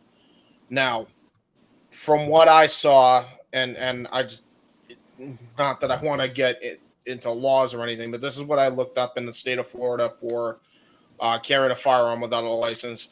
I assume in this case it's the same with having a firearm flashed in a road rage incident. Under Florida law, it's a first-degree misdemeanor. According to the Fort Lauderdale criminal defense attorney, first conviction for this crime is punishable up to 1 year in jail and a $100,000 fine. Now he had the hearing. He was free to go, and he paid a lesser fine. And that fine, which I have here, on the day he turned himself in, the day he was arrested, his bond was set at $2,500 and was he turned in any weapons he currently owns within a 12-hour period of being released, and have no contact with the victim. That was the most he needed to do. Later that day, the bond was paid and is free to work for AEW, and he's a free man. So I just wanted to put that out there so that way people understand that there will be no case going forward. Like that, this is done, dusted, brushed off. Okay. I also do want to point out that he did have a license to carry, and while I don't necessarily agree that he flashed a gun, there's a couple reasons that make me forgive Dax a lot more than a lot of other people in this situation. Number one, he had a very awful childhood. I mean, if you listen to Cash Wheeler's story, it's and pardon me for if I am allowed to use the F-bomb here, it's fucked up. It's hard. It's horrible. Like if you go back and listen to what he went through, it's really bad. So he always carries that firearm for protection because of how bad it got. Because he doesn't know if he'll ever have to use self-defense if they decide to try and find him again. Number two, the incident that happened with Jay earlier this year, where a drunk driver ran right into him and, what happened. I'm not saying, something like, something like that requires a firearm, but I'm saying that that could be the reason why he has a firearm in the first place at all. So That sounds like a mental impulse, and I can understand yeah, that. yeah. 'Cause If I can nothing else, understand- he definitely needs to go to counseling. If I'm Tony Khan, you Right. need to go to counseling, dude. That'd be my take because Yeah. I remember. I'll give it to you in a moment. I'll give it to you, JJ. I remember my mom and I were going. She was dropping me off to school one time, and let's just say we got T-boned. Nobody was harmed, but following that, let's just say something like that kind of puts your mind in a different thought process, and you don't necessarily reset, let alone recover from it in a quick span of time. You sometimes take it with you forever. So again, based on what you face or what you endured or how you believe you need to react to something, I feel, again, statute of limitations, innocent unless otherwise. And it sounds like here they found a settlement. Now, does that still absolve what happened? No, clearly no, because what happened has happened.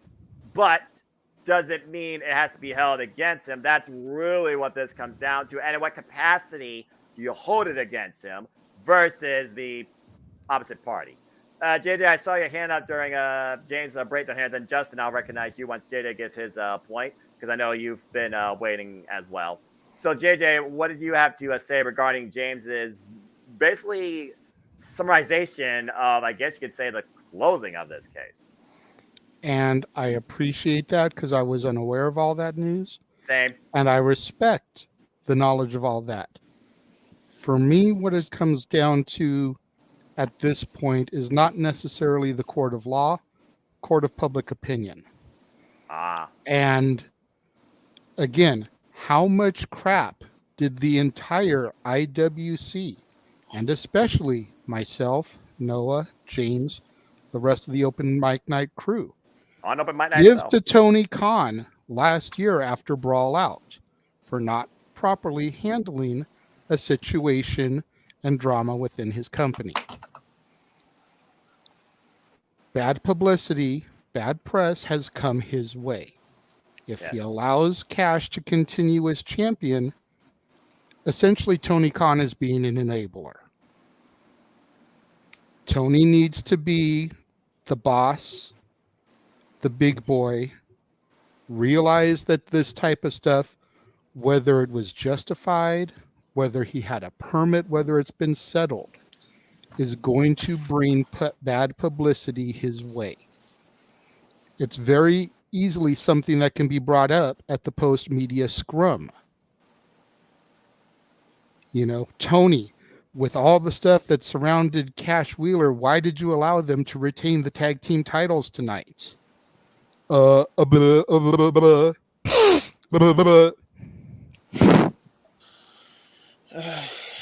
It's just one of those things, dude. And I like FTR. Don't get me wrong. Y'all know how much I loathe the Young Bucks. I know, that's why I was like, what? Young Bucks and Batista are like on the same level with me, y'all, for real. But I feel like as a boss, as management, as the CEO of AEW, whatever, Tony needs to make an example. Otherwise, everybody in the locker room is going to think they can get away with shit like this. They already think they can after Brawl Out. One is the real world's champion. The other three still have their EVP status. Yeah. Let's go Some ahead. point, the law has to come down. Go ahead, Justin. Yes, let's give Justin the floor here for his thoughts on both of y'all, because I think he definitely could. Let's see what argument Justin goes with, basically, when it comes to his prediction before we move on, because we only got 2 minutes left. We're doing great, folks, and this is a great conversation. And I'm also going to say this, Justin and JJ and James, just to put this in perspective. What is the quote-unquote quote when it comes to WWE? Best for business. But. Best for business does not necessarily mean best professional judgment. We did talk about the Usos. At the end of the day, I almost am curious, is Tony Khan only seeing dollar signs? How much money would he risk losing if he didn't put this match on the show, if he didn't book FTR? How much money would Vince McMahon and WWE potentially risk in losing if they didn't give the Usos what they did then to get us to where we were now? I'm almost wondering, you are saying, set an example, is Tony Khan basically saying the example we've been judging this entire time to not see? Is it a repeat versus something being recreated where everyone thinks this is WCW 2.0? But I digress. Justin, the floor is yours. Your thoughts on all of this and your prediction before we move on to what I think is going to be semi-main based on capacity. This could have all been avoided if this match was not put on All In. This could have all been avoided. And listen, I like FTR. I loathe like JJ loathe the Young Bucks. I do. Sorry, King. But here's the thing. Ding. Hi, Jeff. If Tony Khan knew about this, why did he put this on All In? Yeah. In the first place. In the first place. Why did it? Oh, I know why. Because people of FTR, people who like FTR and the Young Bucks will be upset if those guys are not on All In.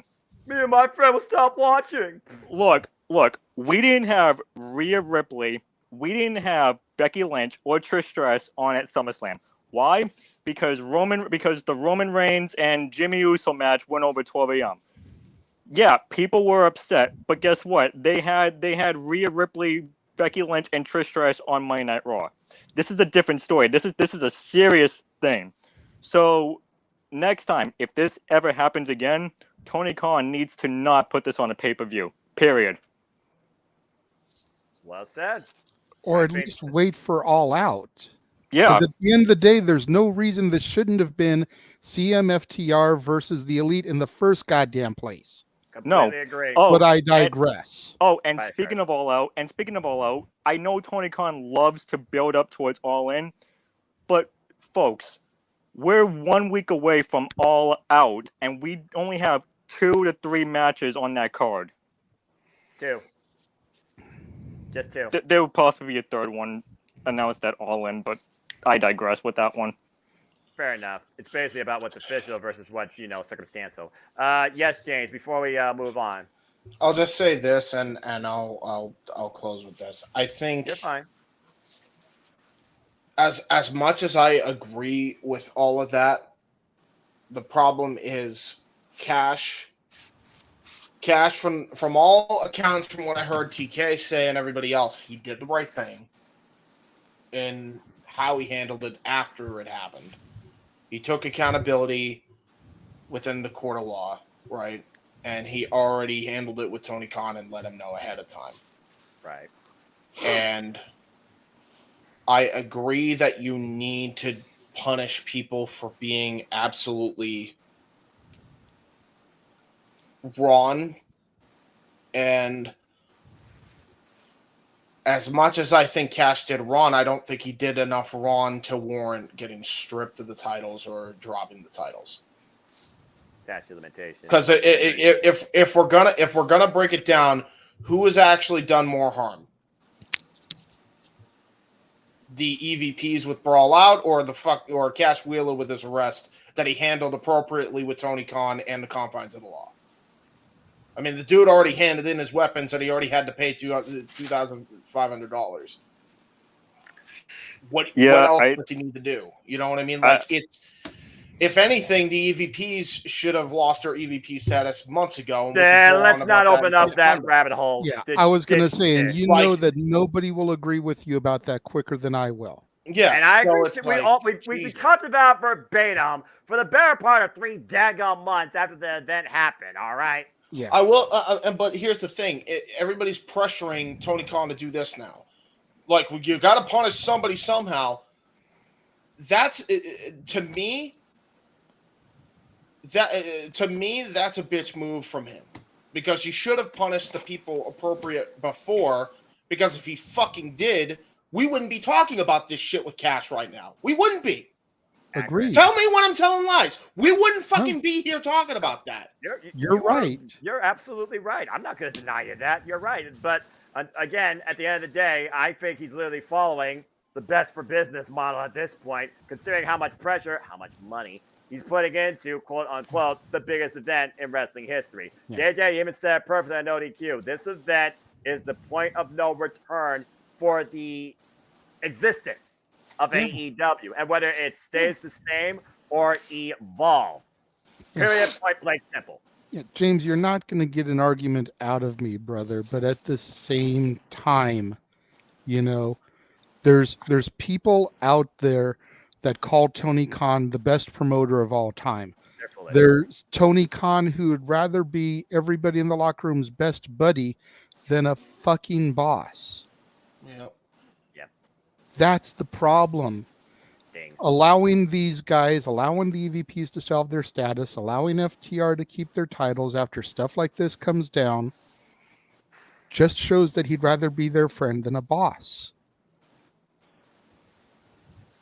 Well, That's all I'm saying, bro.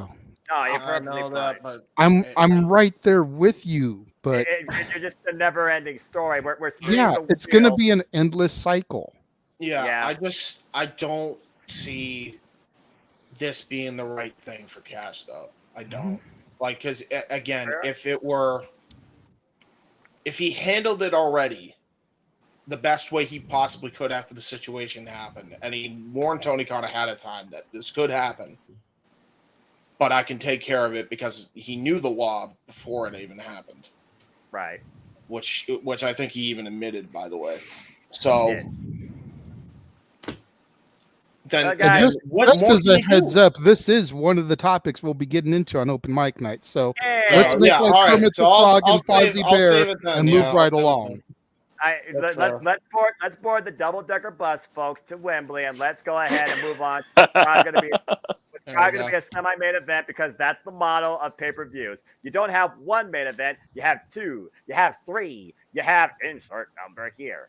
But to be fair, it is the Commonwealth Kingpin and the old show in Wembley Stadium, but I digress. And James, you're leading this one off because it's NJPW, technically. So have fun. Okay. As it's Chris Jericho with a live Fozzy performance of Judas in front of 80,000 freaking people, taking on the man you probably were going to take on 2 years ago in the Tokyo Dome. The Commonwealth Kingpin, the Aero Assassin, the IWGP United Kingdom Champion. And some would say, if you want to talk about people saying this, people saying that, some people say the best wrestler of all time, if not this year. Will Ospreay and Don Callis will be in the corner. James, the floor is yours. Who do you have in this match? What do you see transpiring? Who you got winning? Well, there's a few things I got to say about this. The Dynamite promo that they had this week, phenomenal. I mean, Will Ospreay was a star after that night. I mean, absolutely tremendous promo that he cut. Chris Jericho, probably one of the top promos of his career, right up there as well. Just the back and forth those two had in that contract signing was phenomenal. The contract signing segment was the best. It's one of the better contract signings I've seen, and I don't even know how long, just because of the rawness, the realness of how passionate both men were.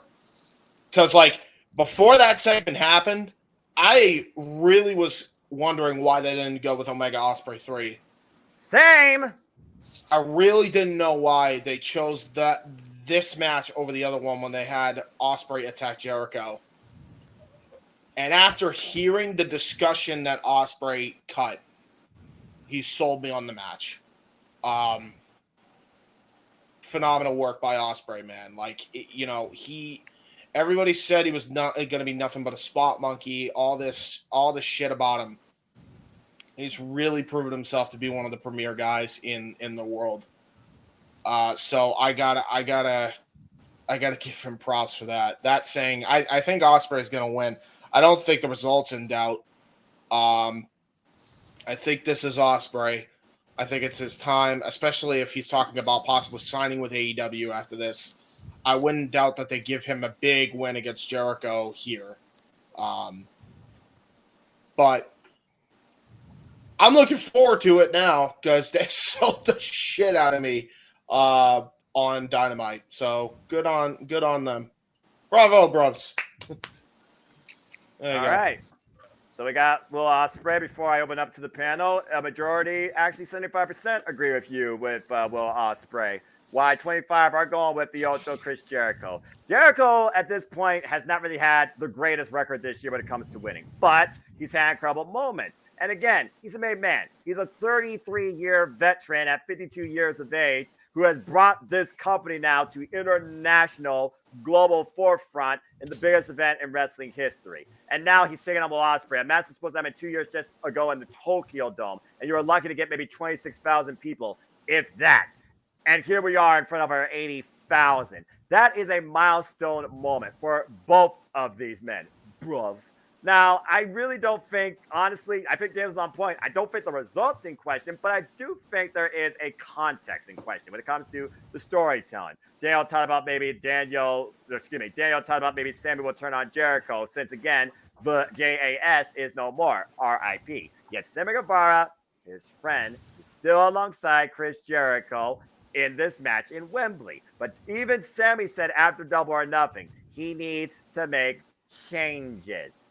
And I have yet to truly see those changes come to fruition. Could the changes finally happen in front of the biggest audience ever at Wembley Stadium?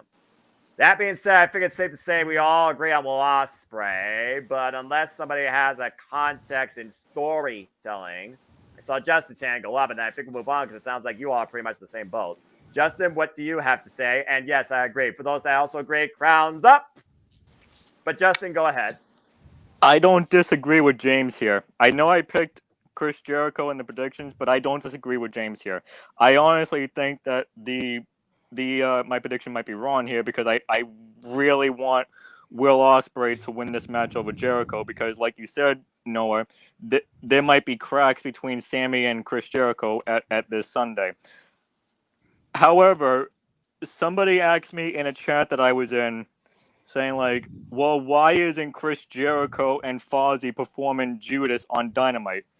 First of all, no, I'm pretty sure that nobody here wants to see Chris Jericho perform Judas on free television with commercials. No way. Absolutely not. No way. Dude, if they did that on Dynamite, they'd go to restaurant quality picture-in-picture while Jericho is performing. Exactly, and that's why I told Oh, by the way, for anybody that's wondering what person I'm talking about, Cade. Oh, exposed, busted. Anyway, continue. Yeah, I pretty much told Cade saying like, it doesn't make any sense to have a live band perform on national television when you can have it for All In, Wembley Stadium, 80 to 90,000 people with no flipping commercials. Yes. Yep. So Yes. besides this match, I'm looking forward to hearing Judas being played in front of 90,000 people. As far as the match goes, like I told you guys, I don't disagree with James. I honestly think Will Ospreay will win. I think it's unanimous here on this panel. And I'm just going to say this real quick because me and James and Jada will be on that call. We're muting our TVs and just dancing and embracing that live performance of Judas. I guarantee you that. I ain't saying a damn word. JJ, yes, my friend. What's your thoughts? I just wanted to point out one other thing as to why I'm going to call Will Ospreay. Please. Think about this little trivia tidbit, gentlemen. 9 times out of 10, if somebody has a band performing them to the ring, they lose. lose. That's true. Except if you're Triple H. No, because Triple H lost when Lemmy performed them to the ring at 17-21. Hey, listen. And that's because Lemmy couldn't even remember the lyrics, too. Actually, yeah, you're right. Damn it. I sang the game better than Lemmy did. Well, I mean, he's at least 33.3 because he did win a Mania 18 when Drowning Pool played him to the ring. Oh, Lord. Okay, but that's not Motorhead. Ronda Rousey lost. When That's Joan not Jett had a Motorhead. bad reputation. Yep. CM Punk lost when Living Color Living performed Colour. him to the ring. Yes. You know, it's tradition that whoever gets performed to the ring live generally loses. Sasha Banks lost WrestleMania 32 for the newly christened Women's Championship. Shall we That continue? still shouldn't have happened. Don't even get me started. Yeah, thanks. Yeah, thanks a lot, Snoop Dogg. There is an exception. Rey Mysterio won. He Sure, did. There's a couple, He did. there's a couple exceptions. I will Yeah, give you that. But When ICP performed the Oddities to the ring at SummerSlam '98, the Oddities still won. Yeah. There are a few exceptions. That's why I said 9 times out of 10. Right. It's not. The It's not. majority of the time, Yes. the person loses. As Chris one- Jericho had an acoustic version of Judas with the choir, and I think he lost to John Moxley at a pay-per-view. Revolution He did. 2020. That is correct. But I will say, off of Judas real quick, because I do want to point this out. Can we give like a round of applause to Jericho and Ospreay for this as well, for making it such a gray area promo? Like both guys aren't the faces, both guys aren't the heels. I think that needs to be applauded because Absolutely. Jericho's the face in America, but he's absolutely going in heel in UK. Oh, Like pardon. Ospreay is going to get the Absolutely. ovation of his life. And to your point, this was arguably the greatest contract signing in forever. Yes. Yes. Yeah. I'm trying to think the last time I saw a contract signing where both parties gave a mutually strong promo that you really could have either side of the fan base support or hate both individual parties, and it didn't involve somebody going through a damn cheap ass table. Yeah. Exactly. All right, That's- Noah, That's it out loud. we've had enough talk. Go ahead, JJ. Say It's time for the main Main event. event. Ladies and gentlemen, the biggest event in wrestling history, damn it, will culminate where we will find out once and for all who will be the bearer of the Triple B and who will leave the AEW World Champion as Maxwell Jacob Friedman, MJF, defends the gold against his best friend, quote unquote, Adam Cole, baby.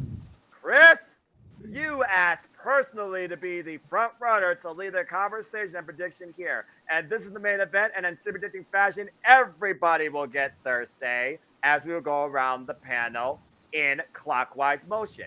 But Chris, you set the pace. Who leaves Wembley Stadium as the AEW World Champion? Well, let me talk to you about this match. Yeah, please do. I know you guys talked about the Jericho Ospreay. I do have Will Ospreay winning, by the way. No surprise. And I did pick Aussie Open to retain the tag team championships. Yeah. Involved as this main event goes, this is the match I'm looking forward to the most. I think that's safe to say for everybody here on this panel. I just have a gut feeling. Do you believe Adam Cole could be the guy dethroning MJF, or MJF might retain? But I've been going back and forth with this, and I'm seeing what Roderick Strong is doing with Adam Cole. He's been trying to get him back on his side instead of being on MJF's side. I just have a gut feeling that Roderick Strong and the Kingdom, they're going to cost Adam Cole the AEW World Championship on Sunday. I just have a gut feeling that is going to be happening. I know everybody is saying, Are we going to get the turn? Are we going to get Adam Cole turning on MJF? Is MJF going to turn on Adam Cole? I don't think we're going to get that turn.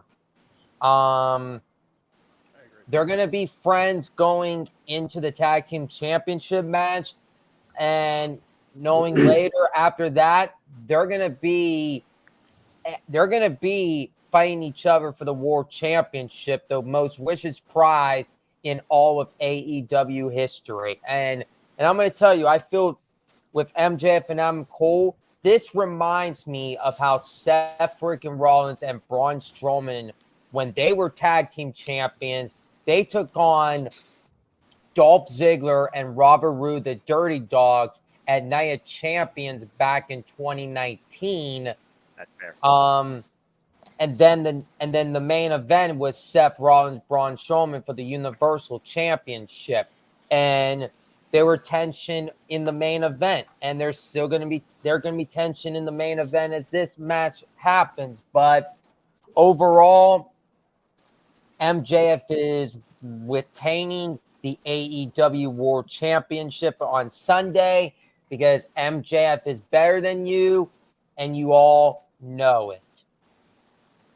All right, James, the pace has been set as we go in clockwise motion. That is 1 for MJF. Where do you stand on what might be the most polarizing championship match at the biggest event in wrestling history, in AEW history?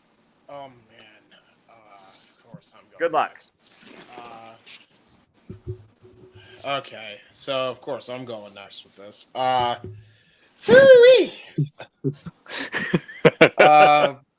Man, I think MJF is actually going to win still. I think they still got a lot going on that title run. I think, I mentioned not too long ago, I don't remember where because my schedule is so loaded and I do so many shows. I don't remember the specific show I said this on, but I do remember I said MJF going babyface in the middle of his title run would make this the most interesting world championship run that I've seen in years. Yeah. And that's just in general. I think if he does this and they go full on with it and he becomes not only a great heel, but a phenomenal face in the same run, this will outdo Roman's title run for me. Because Roman has been tremendous with his 1,000-day run. There have been great moments and everything, but I think the one constant with that is he's always going to be heel regardless in this title run. Yeah. MJF going babyface would make this the most interesting title run that I have seen in years. Because you really could have rode that wave of MJF as a heel, and you would probably still be making boo-goo bucks with him. The fact that they went and completely gone against the grain to the point now where he is promising now that he is going to still be friends with Adam Cole when everything's said and done. That, to me, makes this super interesting. And I think he has to have the world title to tell that story as becoming a good guy as this time progresses. Now, he's not going to wear a white hat all the time. I still think by the time 2024 rolls around, they're going to tell that story also where does he sign with the competition? Does he stay with AEW while he's the champion? That could be a thing. But even so, I think you can't tell that story until he has that face run. I think MJF retains here. I think MJF retains to continue that story of him becoming from a scumbag to the people's scumbag, as he so eloquently puts it. So, there you go. All right, that's 2 for MJF. Justin, the floor is yours right now. Again, Daniel with a couple of comments here, though, and I feel like this has been echoed a little bit, and very well could be true. MJF retains after the match. CM Punk comes out and says, MJF, I'm the real world champion, and you are the AEW champion. Let's see who the real champion is and make it maybe not undisputed, but unanimous and unify the belts. Something to consider, considering All Out is in Chicago. But would they hot shot that after the biggest wrestling event in wrestling history for just pay-per-view in Chicago 1 week after that very pay-per-view where both men are going to be for TV on All Belief? But Justin, the floor is yours. Your thoughts on this World Championship match? So, from the moment that MJF and Adam Cole first stepped into the ring with their promos against each other, to the time limit draw in the AEW World Championship Eliminator, to being teamed up and both saying "Shut up, Shivani." This has been one of the most cinematic storylines that I don't want to end. However, what do we always say? Good things must come to an end. Absolutely. And unfortunately, I think it comes to an end on Sunday. Like I said, Adam Cole is probably going to turn on MJF during the pre-show. And then we have something interesting to look forward to going into the main event of All in London. However, Adam Cole is not walking out of London with the AEW World Championship. It's not time yet. It's not. There is going to be a time where Adam Cole does win the world title. Not Sunday. MJF is going to retain it. However, with All Out being in Chicago, I'm gonna give a 1 week prediction here. MJF is not gonna defend that world championship at both All In and All Out. He's gonna only defend it at All In.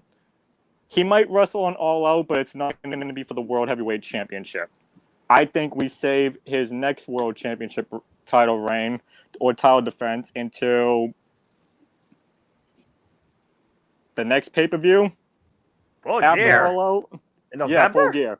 Yeah, Full Gear. I think. Unless Tony Khan puts the AEW World Championship on the line on a rare Dynamite or Collision. There is Grand Slam. Or Grand Slam. Yes, or Grand Slam. I think Grand Slam is the best place to do it. Not All Out, because MJF just defended his world title at All In. There's no reason to have him defend it at All Out in Chicago. No. So that's 3 for MJF. I got him retaining. Wow.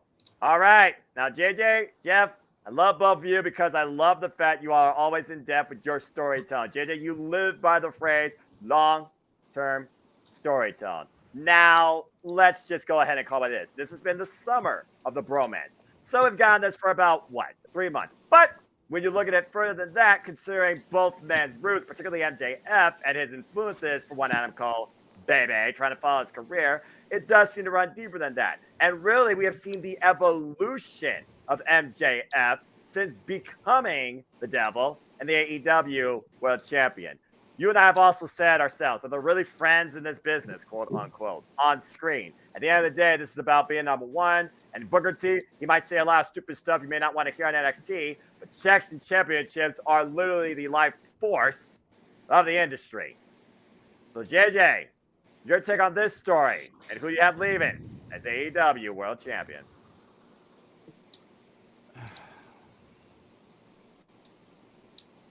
Uh-oh.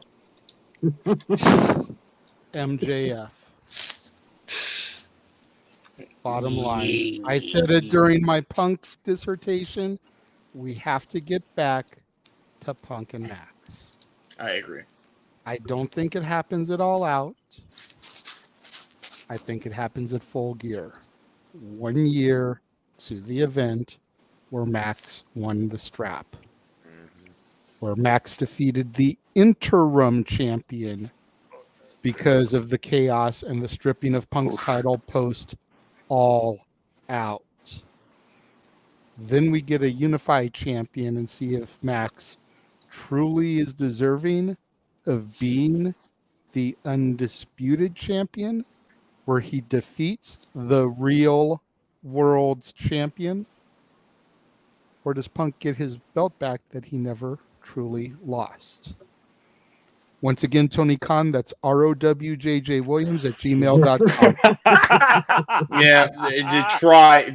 I've been trying for months, brother. Yeah. But I love it. Let me be cocky and arrogant with this, Let him. James. I Damn don't it. do it that often. He doesn't get I the know, moment. I He know, doesn't I get the know. glory. It's He doesn't get the royalties. He doesn't get the shine, but he should, damn it. But I digress. So that is so far 4 for MJF. And by the way, 75% agree with the 4 of you for MJF retaining the Triple B too. All right, Jeff, you bring this thing home because I pretty much said my piece in ODQ. This is why I make super predicting about the panel, not about me. I just get backlog story, I answer questions, and I basically am your master of ceremonies. Again, MJF, he has beaten Ricky Starks. He has beaten Bryan Danielson at 60-man Ironman Class that we were also calling Match of the Year at that point of the year. Just saying, this has been a fucking phenomenal year by the way, professional wrestling industry. I'm just going to say that right now. We saw him defend an incredible 4-way against Jungle Boy Jack Perry at the time, Sammy Guevara, and of course, Darby Allin. We saw him defend against Ethan Page on Collision. We saw him go against Adam Cole to a 30-minute draw. And here we stand at the biggest event in wrestling history, these two main eventing, where he says nothing is more important to him than the Triple B. Not to mention, it is his bargain chip for the so-called bidding war of 2024. But will he still have that ace up his sleeve or that strap on his shoulder come the beginning of the new year, to say the least? Jeff, take it home. Is it unanimous for Maxwell Jacob Freeman MJF? Or do you believe that the AEW World Championship will become undisputed and that King's will may be carried out? Who do you got? Oh, jeez, the pressure's on me to keep this unanimous. I'm telling you. You don't want to be the only one out? I mean, I felt pressure all day at work. Now I get it here. Jeez, I'm telling you. All the pressure. All the pressure. All the pressure. All the pressure. All the pressure. You're in a compactor. There's many different paths that we have taken with this story. And I have personally enjoyed this, and I will say it, more than the Bloodline. In a very short period of time, they have made this story more enjoyable. And it's tough to really pick a winner because either one deserves to hold that title, whether it be MJF, whether it be Adam Cole. And with the fact of Strong interviewing, and doing what he's doing, could this possibly be a setup? Not for Adam Cole, but for MJF. The devil you know versus the devil you don't. Plan that has been going on behind MJF's back, where he doesn't know that they've got something going on here where MJF could lose that title to Adam Cole because of Roderick Strong. My choice is MJF. So the AEW World Champion. See, I agree. I think that there's more to this story than what we got now. I see a possible rematch down the road. I see the ring trying to come into play in this match. I see the belt trying to come into play in this match by both parties. MJF with his ring, Adam Cole could grab the belt. None of it will be used, but I think you'll see them bring this stuff into play. MJF though is at first when he had the title, I couldn't stand it. He was barely defending it, kind of like a Roman Reigns. Where have we seen that before, right? Damn. But over the last few months, he's actually doing what a champion is supposed to do. Defend your title within a certain amount of days. He's actually doing that. Probably against his will, but he's still doing it. He's still doing it. But I think that, his reign will go on to full gear. And I agree. I think that's where he's going to lose it. And I also agree. I think it's going to be Punk with the unification of both belts. So I am not disagreeing with that whatsoever. So I have MJF leaving, but it's not gonna be a happy ending, I don't think. I think that we've seen the tension between the two. We've seen MJF really upset to the point where he wants to punch Cole, he wants to do that, but he doesn't do it, and they hug it out. We see Adam Cole do the same thing. But a babyface MJF could only last so long. I see him going back to his old ways at the end of this match. I love babyface MJF.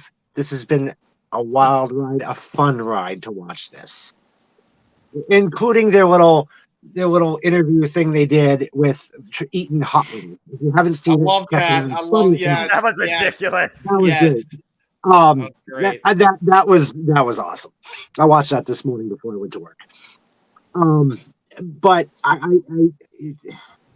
see MJF going back to his old ways. I mean, all things must come to an end. We mentioned it earlier. The babyface thing, I don't. MJF makes a better heel than he does a face. Bottom line. And you could say the same probably for Adam Cole. But although I have enjoyed a face run of Adam Cole more so than a heel. Right. So it's kind of like a catch-22, damned if you do, damned if you don't, one way or the other, the whole thing. But I see MJF being the one to turn back heel by the time this is all said and done with. And possibly Roderick Strong coming down and being like, I told you so. Adam Cole ends up all alone, baby. All right. James, I see you got your hand up or something. What's up, man? My thing is, what if right now? So what if they don't do a turn, but instead, they continue that story, and it's almost like a sub story for Max. Like, hey, Adam goes, hey, listen, I know you had your issues with Roddy. I know you had your issues with your last faction. I like that's been well documented. Yeah. But I also know you're trying to change for the better. How about we do what we did last time? Why don't we go out with my friends? We'll go out with Roddy. We'll go out with Taven and we'll go out with Taven and Mike Bennett. Let's all get a bite to eat. Maybe we can, actually get to know each other, and maybe we can have a faction of our own and take over and get some gold and, do it the right way this time. Could be interesting too. I'm just throwing that out there. It'd be an interesting way to kind of go with it because, you'd have to imagine that if they do go that route and they don't have a dissension and they actually win all the gold, which is also a possibility, that could be an interesting way to do it. And they could freebird rule it and give it to Roddy and Taven or Taven and Mike Bennett. Yeah. And that could be their in to defend the tag titles on Ring of Honor. And then you could have Roderick Strong either get the TNT strap or the World Television title. And then have Adam Cole win either the Ring of Honor World title or, the Real World's Championship and then do that thing again. There's many ways that can go. Oh, yeah. But that's the beauty of this. It really is. It's not predictable. It's not. And the friggin' match itself comes down to further suspension of disbelief based on what happens on the damn 0 hour before you buy the pay-per-view. Which was brilliant strategy, by the way, whoever wrote this. And can we also say, like, I think no matter what the outcome is, I think all the outcomes are positive and it's good for AEW and it's not bad. I think we can all agree that there's no bad choice here. Like, I'm here for the ride. Well, we're gonna have one hell of a ride for 3 hours, 58 minutes, and 30 seconds softball time, as always on pay-per-views. So, Can I just add one thing? Sure, Justin. So, like I said before, AEW is unpredictable, and that's what I like. To a degree. To a degree, yes. There are some times where things are predictable to a degree, but like Jeff said, Roman doesn't defend his title 30 days or to a point where Gunther does. Yeah. So honestly, I think MJF's reign as world champion, ever since he won the title back at Full Gear last year, has been one of the best title reigns ever in professional history, ever in pro wrestling. Because he doesn't defend it almost every time, but he's on television competing almost every single week. Where Roman just takes a vacation whenever he wants. I don't know about vacation so true. much, but I do get what you're saying. So- Not to go down the proto rabbit hole. So I think MJF can be now named the people's world champion in professional wrestling. No disrespect to The Rock. I like He's The the Rock. scumbag, and you know it. Yeah. Yeah. So He's the scumbag. I'll take MJF's title reign over anything right now. Okay, that's fair. There is one more thing before we conclude that we didn't talk about at all, because JJ, Jeff, Chris, James, Justin, there's one other thing that usually happens at AEW pay-per-view. A surprise debut or signing. So that being said, King Mike, think about it for your support throughout the whole night. I will acknowledge your question. So let's go ahead and just kind of wrap our brains around and think about who could show up. King Mike brings the point. Any big signs for the business show ever? Do you see maybe Edge or Mandy Rose or Matt Cardona or somebody else you can think of? Maybe somebody from the UK area. Like what could be a big time holy moment here for somebody to show up at this stage? I mean, come on, somebody has to show up. It's the biggest event in wrestling history. You would think that would be the perfect stage to make a first impression, if not a tease. JJ, I'll start with you. Do you think there's somebody's going to show up? And if so, who? Or how would you like? Who? Honestly, there's nobody I can think of that realistically, there's the key word, realistically, Quote unquote, very could good. or would show up. But if it was within my power to book, Swerve Strickland would get attacked prior to the coffin match and the Rated R superstar would take his place.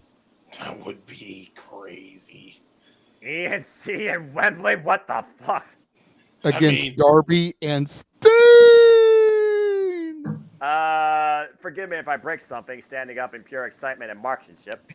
And that's Be real. the only way I could see Sting jobbing at Wembley. Yeah, that's true. Dude, if Edge comes out to Coming Home by Alter Bridge, I will lose my effing mind. If Yes, we're going to be calling that shit. I know, like, I would be going wild. Like, that would be absurd. Like, that might actually usurp his Rumble return for me if that actually were to happen. Fair. It's just... And I say that because I remember Edge, he denied rumors before on Twitter when these rumors circulated the first time around, so I wouldn't put it past him. There are people that know how to work the fans better than the fans think they actually are capable of, including the dirt sheets. So, I mean, crazier things have happened. But to that point, Jeff, it's the biggest show in wrestling history. Do you think that it's big enough what they got going for it? Or could somebody show up? And if so, who in your mind? Well, I don't know. I'm sure someone will show up, but for me to guess who, I have no idea. I could count Edge out because of the 90-day no compete clause. He wouldn't. It obviously would not compete where he would show up there. Maybe by full gear, that could be a possibility, and you could see Edge and Christian back together, which could be very interesting to see, especially with the Hardys there.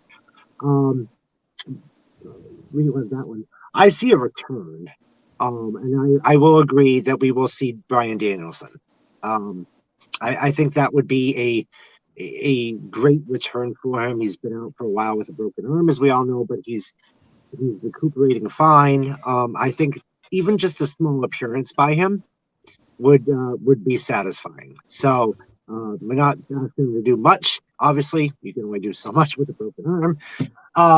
But you know, I could see him showing up and playing a part in it in some form or fashion. Okay, by the way, somehow you're going out like that. I like, think it's almost just like because Justin's feedback on his mic is just kind of cutting him out. That's all that is. Oh, okay. Yeah, Anyway. my take was Bryan Danielson returning. There's probably going to be a debut or a signing or something. There usually is, and it's going to be someone from England. That's the only way to put it. I mean, if it's going to be someone, it's got to be someone from England. That's fair. I mean, and Or not maybe- necessarily someone here. Or maybe New Japan, because they had the Rev Pro show previously. All right, James, because I think we'll about conclude this thing as we've been going for my deadline now that I make almost 2 hours and 30 minutes because I know we got to do plug. So, James, go ahead and wrap this thing up. What's your mind thinking about who could show up? Is the show up needed in Wembley? What's your take? I have one man that is from the UK that could be a big signing, and I know, and he's the other half of Prime. KSI. No. Yes. Yes. No, Dude, no. Yeah, I'll be real mean- though. Okay. All joking aside, the Right. reason I say KSI, there's a couple of reasons. Like, I'm being half joking about it, but I'm dead serious to a degree. Well, King Mike The agrees with you reason- apparently, so you're both. Yeah. playing Okay, so King Mike knows what's up. The reason I say KSI is a couple of reasons. One, he's the only one that I know that was an amateur boxer and sold 1 million effing pay-per-view prize. That's kind of number one. Number two, dude's a hell of a promo. I mean, if you saw some of his press scrums for upcoming fights, like there was one where him and Logan Paul, it was their early part of their feud in boxing. And this dude just annihilated him on the mic. Annihilated him. Like to the point where Logan just walked off. He couldn't say anything. There was nothing this dude could say. Like, JJ is a whole different beast on the mic. I would love to see KSI like cut a promo. Even if it's like a one-off or something. I would love to see him come in. The only other one that I could also see is Anthony Ogogo because god damn it, use him better. Makes me angry. But otherwise, That's actually a very good point. yeah. But yeah, otherwise, I would actually halfway go with KSI, and also just for the memes because it would be hilarious. As if the memes other half rule of the Prime, internet. the better half of Prime goes to AEW. All right. Well, that being said, you're a blade loom, but I love it, and I wish Jamie Hayter would show up just cause. But I digress. All right. Well, that being said, oh, Chris, what's up, Chris? I think I know who's returning on Sunday. All right. And I just thought about this. I know I picked Saraya to retain. No, I'm botching that. Oh my God! It's just been a long week. Fair enough. Yeah. I said Saraya was going to become the new champion, but what if Hikaru Shida retains the AEW Women's Championship, and then after the match, what if we see a returning Jamie Hayter out of nowhere? I would love that. I would mark out that. If we don't get Saraya gain that big moment, win the AEW Women's Championship in England, and they go in a different direction, have Sheeta retain, and then have Jamie Hayter. She's from England because she was supposed to be coming back to taking on Toni Storm. Well, plans got changed. Right. When Sheeta won the AEW Women's Championship on AEW 200.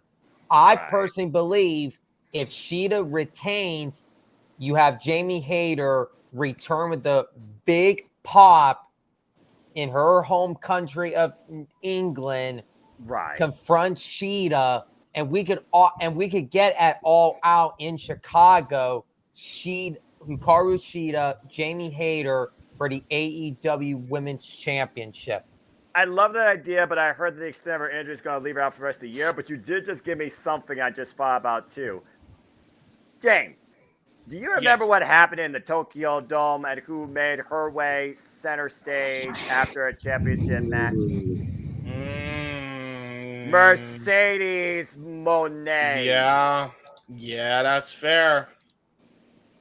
That is something I know people have been wondering about for the longest time. Would she show up in AEW? And Sasha Banks and Paige have a history. Yeah, they do. That is true. If there was ever an opportunity to do it, this is the time to put the Monet on the table and make bank off it. Might as well. Take that to the bank. Yes, Justin. Since you're the last one, then we'll conclude. I'm not gonna take all the time on this. I just want to mention this very quickly. I don't see Edge coming to AEW. I don't see Goldberg. I don't see Mandy Rose, and I don't see Matt Cardona. I also don't see the AEW Women's World Championship being defended at All Out. Because if the AEW World Championship is not being defended at All Out, neither is the AEW Women's Championship. But I do see either KSI or Mercedes Moné making a surprise showing at All In if Mercedes is healthy enough. However, what I do see happening at All In is Chris Statlander's next TBS Championship opponent possibly being determined at All In. I don't know who, but I think Tony Khan is going to announce a TBS Championship at All In for All Out. Yes, JJ. Yeah, fair. Just came to my head, speaking of the TBS Championship. ... What if we get the return of that bitch? See, I wouldn't mind that. I would not mind that. Jade versus Chris Statlander. She's already proven. No. She's already proven she's done everything she needs to with that TBS title. Yeah, right. She comes out and challenges whoever wins the world title. Okay. I could see it.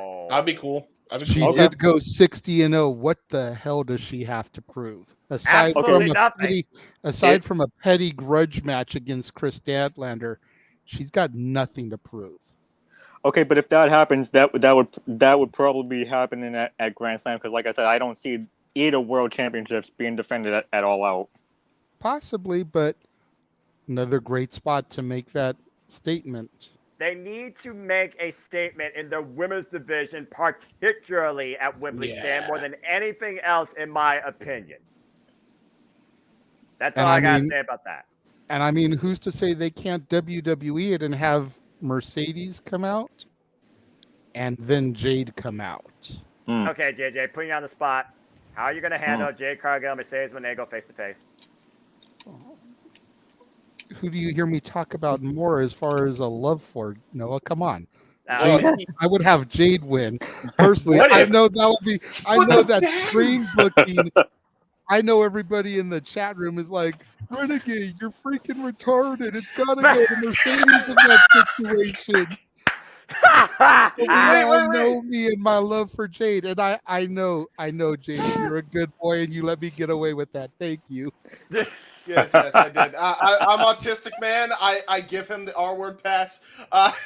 But you also know I don't say it all the time. But no, yeah, you're fine. I mean, Same.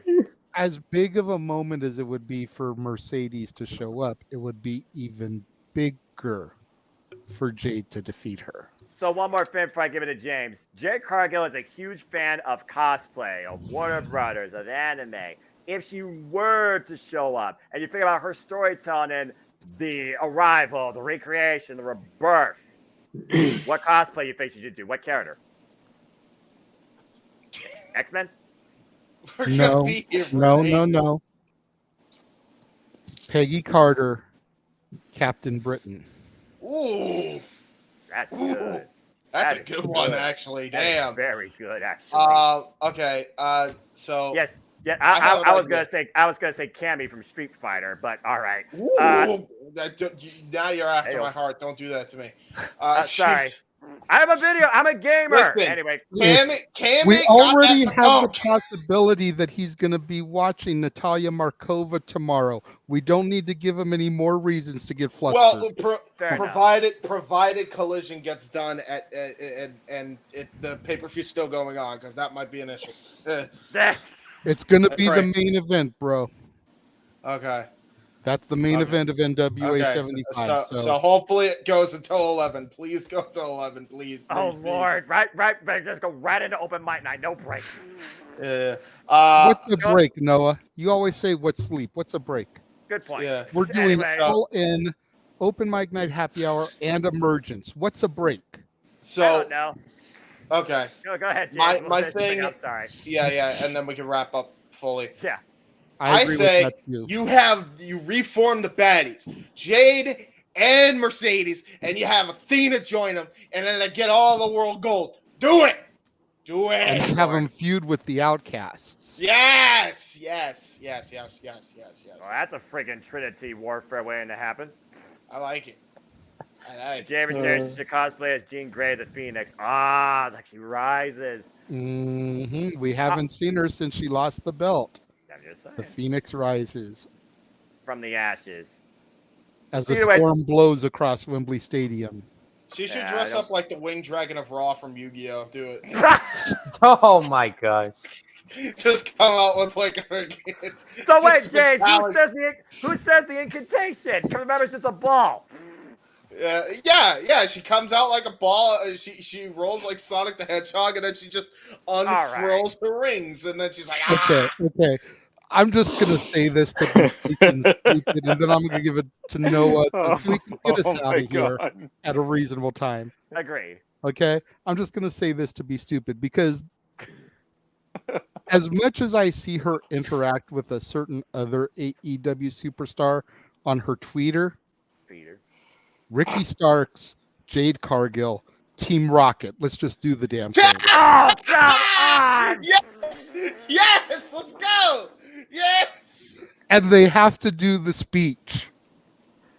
Ricky Starks, Jade Cargill. We are Team Rocket. And they have to have a cat named Meowth. Please get like a white fluffy They'll just use cat Taz. He's short enough. No, you mean they'll use Taz? No, you can't do that. How dare you, bro? You can't do that. He's already an Oompa Loompa. Yeah, but he's not a cat. I think I lost 20 IQ points. Oh my god. I lost 20 IQ. Hey, you know what? SmackDown starts in 40 minutes on the West Coast, and it's going to be a tribute show. Excuse me for getting some laughs and some ha-has before I start shedding tears. If nothing else, I hope people are entertained, and you go play Pokemon Go outside Wembley Stadium after this madness. I think this is probably the time where we just hand it over to Noah so we can get the heck out of here. I agree. Agreed. Yeah, let's go ahead and make like a banana and split. This has been absolutely an incredible conversation. Thank you, gentlemen, for joining me on this fun expedition as we discuss All in London. Again, ladies and gentlemen, this is the biggest event in wrestling history. Damn it! But I digress, and I hope that you all really will tune in and enjoy our Watch Live. You don't buy the pay-per-view live or check out the 0 hour if you can. We thank you once again for tuning in. Some quick opinions real quick here before I turn over for plugs. AW, let's see here. Go Ospreay, rest in peace. Oh, that's nice. Then with time of prayers to Joe Family with Trivia Show. Biggest man pro wrestling history. MJF will never lose. Everybody loses eventually. Undertaker. Adam Cole turns on MJF, not the event. This ain't Monday Night Raw. This ain't SmackDown. This ain't WCW. This ain't even WWE. This, my friends, is AEW. Comment of the night. They need Wardlow. I agree. Where the hell's he been?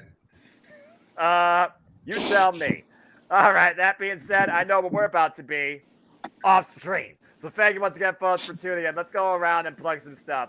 Justin, it's been fun. Hope to see you for full gear. Anything you want to plug, promote, and where can people find you?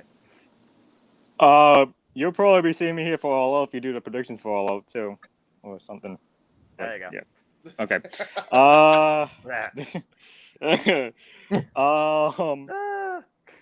Mainly Forever Boston Sports, MWL, and every other chat or prediction league that I'm in, but mainly March 3rd, where you can find me is in Boston at the TD Garden, watching Stephen Curry for the first time playing against the Celtics in person. Oh, good wow. for you. That's good. That's a heck of a person to get behind. James, man, you and I got one hell of a busy weekend. Yeah. I got a busy week. Well, story of our lives. When do we rest? The answer? Never. Oh. James, anything you want to plug about, where can we find you? Well, you can find me on a bunch of different things. FTW Main Hub is the number one thing I'm going to plug first. YouTube.com/@FTW Productions Main. Our watch party has just dropped for our All In Dynamite Go Home show from last night, or a couple nights ago now. That is available right now on the interwebs, not only on that channel, but also on my channel at JHebrettSide95. That is some good shit. It was fun. We had a good time. Walter Cruz from No DQ actually joined us for the first time, along with Kuzon Zero, Michael X, and Moonlight Mirage. It was a fun time. We all had a good time. It was fun little pro wrestling watch along there. We had a good time, partied on. And then I have the Jay Hibbert side of things up on my channel. Indie Force episode 27 is on there. On Wrestling Fortune 44, there is a bunch of retro content. We got a summer shows playlist that I created. We also have an All In Hype, which is all UK based shows. And then there is All Out and Payback Hype. That's another playlist. We're doing Payback 2017 and All Out 2021. So yeah, I know. So yeah, that's up there now. Fortune 44 Incorporated channel. And then they're on Owen the Talkinator Studios, Owen Finch and AJ Talks. They cover Ben 10, Danny Phantom, and Avatar: The Last Airbender, the series premiere episodes of all those shows. So if you're interested in Cartoon Land, go check it out. And I think Mistress Audio is going to be releasing an audio soon, featuring yours truly again. So there is that as well. So yeah, a lot of stuff coming up on my side of things. There's just so much shit that I'm on. There's stuff that happened in the past, and there's stuff currently going on in the present, and then I'm gonna be around in the future. I'm all over the timeline. Shit's fucked. And that's the sum of the equation, apparently. All right. Well, Senior Joe. Oh, Jesus. Jay, it's always a pleasure, man. Appreciate you. All right. So, and looks like we might have some special post-prediction activity coming here, folks. Stay tuned. That being said, we'll talk more off air. Chris, always a pleasure. Good luck, man. Again, we also got more tomorrow, so I guess you're going to say the same thing twice. We got more tomorrow, so I guess you're going to say the same thing twice. So let's go ahead and get the first round out tonight, Chris. As I call you the guru of social media, I'll set the X at this point because I know you don't call it X. But where can people plug and promote where people can find you? Well, you just said same thing twice over and over again. You use that in a sentence. So congratulations to you, Noah. I guess that's something. I'm not a wordsmith. Well, where everybody can find me at is on my X account is CROTS24. Then I got my Instagram, CMROTZ_6472. Got my Facebook, Christopher Roth. Got my Discord, CROTS2423. My Snapchat, C_Roth17. My TikTok is Roth_2423. It's always been a pleasure coming on the Simply Predicting panel here tonight. We got tomorrow Impact Wrestling's Emergence. I will be definitely on the call tomorrow, so I'll be on at 5 p.m. Eastern time for Impact Emergence, and then sometime next week we'll be back here to do AEW All Out. Lord help me. And we will be back for WWE Payback. Did we talk about what day we're doing Payback for next week? I gotta figure out both days, dude, because I'll also be plugging, of course, a simple take. I'm not getting any breaks next week. So we'll be back for Payback and All Out next week. I had a fun night here tonight. My mind was somewhere else because I was watching Friday Night SmackDown and giving my honor, giving my respect to Bray Wyatt. Rest in peace, Bray. You're going to be missed. I had a good time here tonight. Can't wait to finish the week with All In. London on Sunday to just give us some sort of an upbeat thing that we could look forward to as we going to be entering the new week. Cherish life, everybody. Tomorrow is not guaranteed. Just make a positive life into everything. Cherish life. Be positive. Reach out to loved ones and just tell them you love them, you miss them. And see you next time.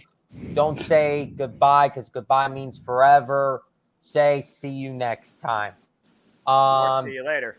So I had a good time here. I'm bowing now. I gotta get myself ready for work tomorrow.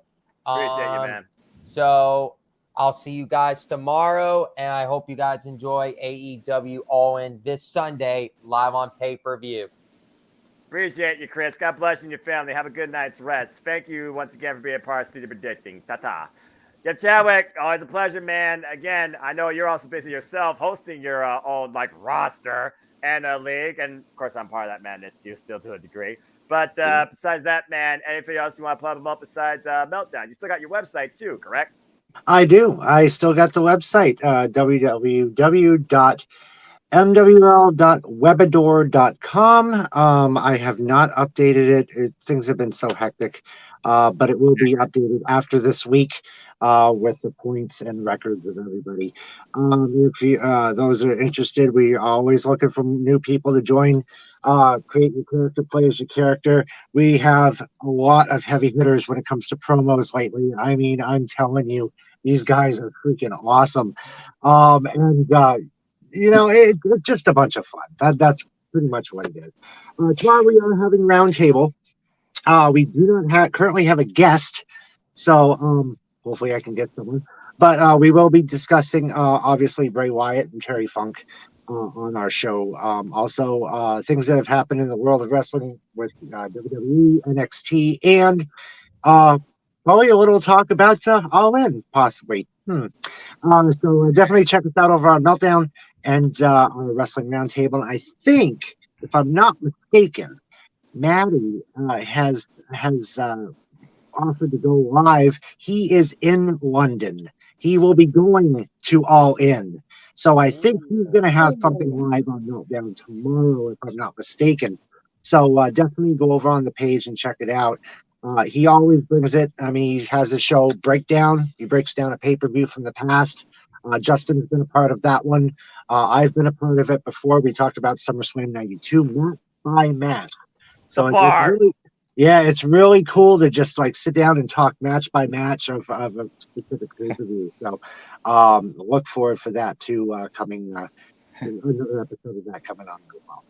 Jeff, you're not going to believe this, but one of the member requests that we had recently was Becky Lynch. Oh yeah. Evidently, Becky Lynch wants to be part of MWL. Who would have thought it? Hey, everybody comes in, famous or not, I guess.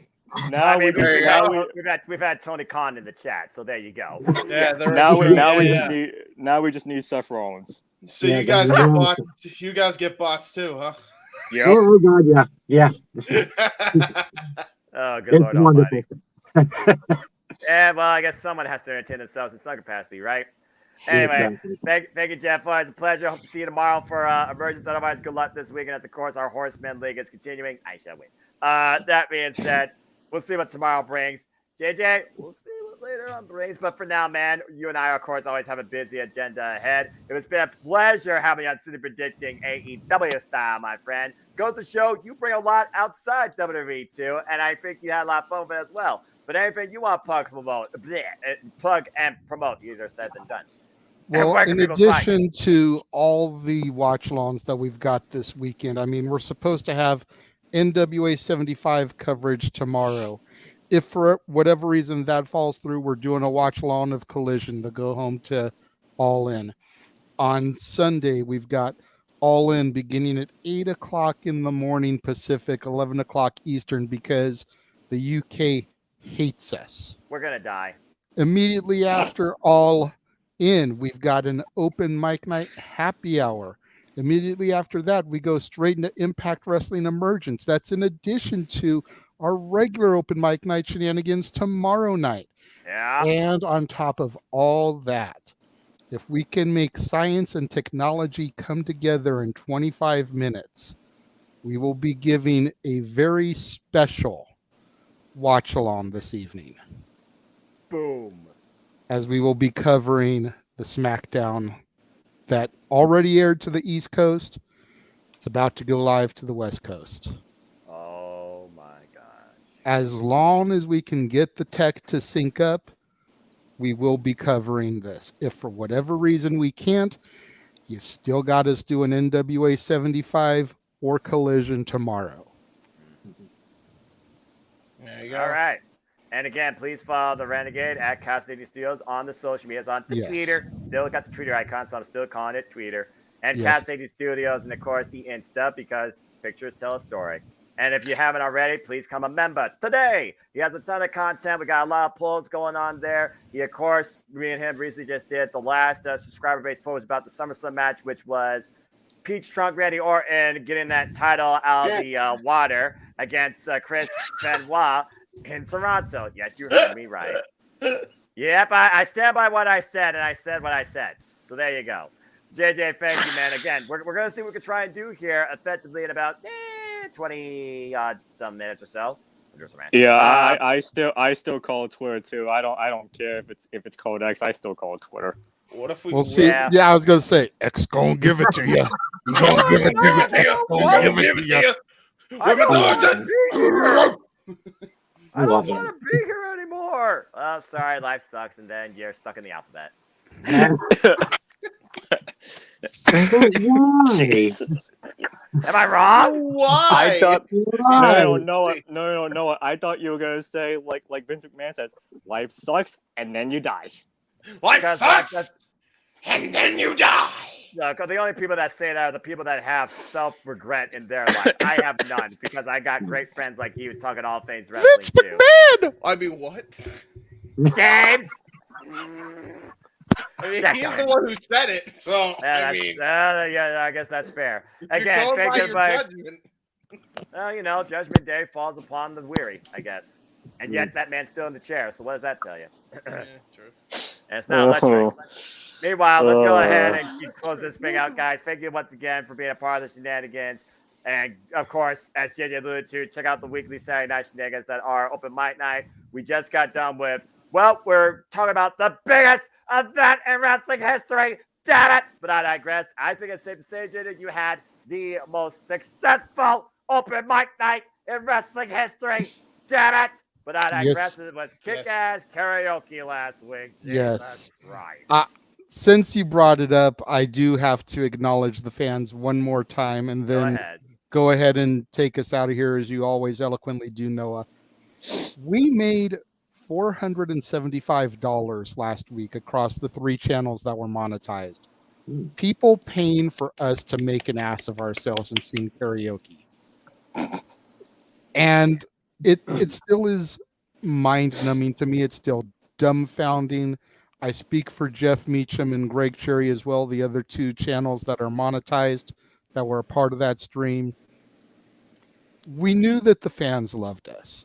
We knew that the fans were going to be willing to pay in order to put Noah, specifically, his dignity on the line. I mean, he had to come on the air doing Barbie Girl right out the gate because of a super chat that someone had already put out on a former Simply Predicting show. I want to say it was the SummerSlam one. It was Wesley. But there was already a super chat that Noah had to do Barbie Girl, and he did. So if you want to hear Noah do Barbie Girl, go back and watch last week's show. But the fact that we had that much in super chats come through, it's just humbling. So again, we thank everybody for that. Oh, and if you think that's great, Justin, because I can see you're losing your shit. Noah also had to do the Spice Girls Wannabe with Jeff Meacham. Yes. And he did One Direction's That's What Makes You Beautiful. And he did he did one other one too. What was it? It was Radio Gaga. Gaga. I was just giving the embarrassing ones, James. Queen is awesome. That's a good one. Queen is awesome. I was just trying to give him the embarrassing that song for the life of me. No, yeah. So oh my god. And you know what? I think if we can get $50 this week, we'll make Noah do one of Bray Wyatt's themes this week. Now that I will actually do, because if y'all haven't noticed, this is the same shirt I wore when I did the cosplay Bray Wyatt that I put on my Twitter where I was just rocking in my old that gaming chair. That cosplay is dope as hell, by the way. Pleasure. Wow, that's when I had more. That's when I had more of a. That's when I had more of a beard and I could actually wear a damn hat, because you can't wear a hat on a headset. No. We've got about 20 minutes to try to make this happen, Noah. Let's get out of here. I swear I can't imagine Noah doing Barbie Girl. You'll see. Check it out and find out, dude. It's real. It's damn real. 40-minute mark. Go ahead. I'll freaking timestamp it for you. 40-minute mark. Go check it out. You all suck. Anyway, all right, let me get us out of here. Thank you, JJ. Always appreciate it. Again, we all appreciate all of you across the multiverse media as Justin is about to pass out. Thank you for tuning in. If you want to know more about me, know this, for I am but a simple man and a lifelong fan of professional wrestling. Damn it! But sure. I don't watch myself, but I digress. Find me again on the Twitter and on YouTube, primarily, and Foster 1916. For all things wrestling, shout out, of course, the entire ATW family on the Twitter. If you think JJ and Jordan and everybody else's shenanigans in the multiverse Busters Madness, check out the latest ATW Impromptu with me, Eric Brown, and the KING King of ATW, now available on the ATW playlist, as we went 3 hours following Dynamite Wednesday night discussing All In and all things wrestling. Again, find my Twitter primarily for our prediction league updates, leaderboards, the forums at the foremost, and of course my live takes in wrestling and a simple hello and some encouraging positivity in your day. Because my name is Noah Andrew Foster, here to encourage you to just enjoy wrestling too. Also, please check out my friend across the pond. She continues her way in her young wrestling career on the uprise. Shout out to the queen, Mary Jade. Check out her latest show if you're in the area. Check out her promotion, Wood Grain Wrestling. Proud of you, my friend. Cheers to you. And follow her on the social medias at Amira Jade, where once again she proves that Jade is worth more than gold. But I digress. Proud of you, pal. As always, you can see the weekly AEW update with AEW Spark, hosted Roundtable Wise with Zero, Owen Finch. Me once in a while, even James sometimes pops in, even though he's in the producer's chair. If you haven't already, check out the latest affiliate of the Championship Multiverse Media at the Tilla Rangers of Wrestling. It's wrestling time all the time with Power Rangers Month, wrestling content, morphing alongside, of course, her WWE, AEW content, and Impact content as well. We might do something together. We'll see how our schedules line up. It all depends what, time brings forward to. Again, City Predicting, it's not anytime soon because I'm crazy. As we now have concluded All in London, Lord help me. I got Emergence, Payback, and All Out City within the next week, and then we go to Victory Road, and I say, not my NXT! But I digress. And Fastlane and Bound for Glory, that's what's known right now. As of course, the biggest event of wrestling history has the biggest week of content in my YouTube channel. And we gone for most of it, but this weekend is probably going to kill me. And of course, as he alluded to, the City Predictings, of course, follow alongside the Jimmy Nerd live watch on events. NWA 75 is up in the air due to budgeting. But please check out me and JJ's call of Heatwave on the Renegade's birthday. Stay tuned for me and James calling AEW All in London with special guests, no doubt, Jeff Meacham and JJ Williams. And of course, we have Emergence and all this stuff coming up too. As me, JJ, James, maybe Jeff will also be doing a simple take, following some of these great professional wrestling pay-per-views and WWE PLEs to come too. The next simple take will be some point next week. AEW All in London. Stay tuned for more details on that.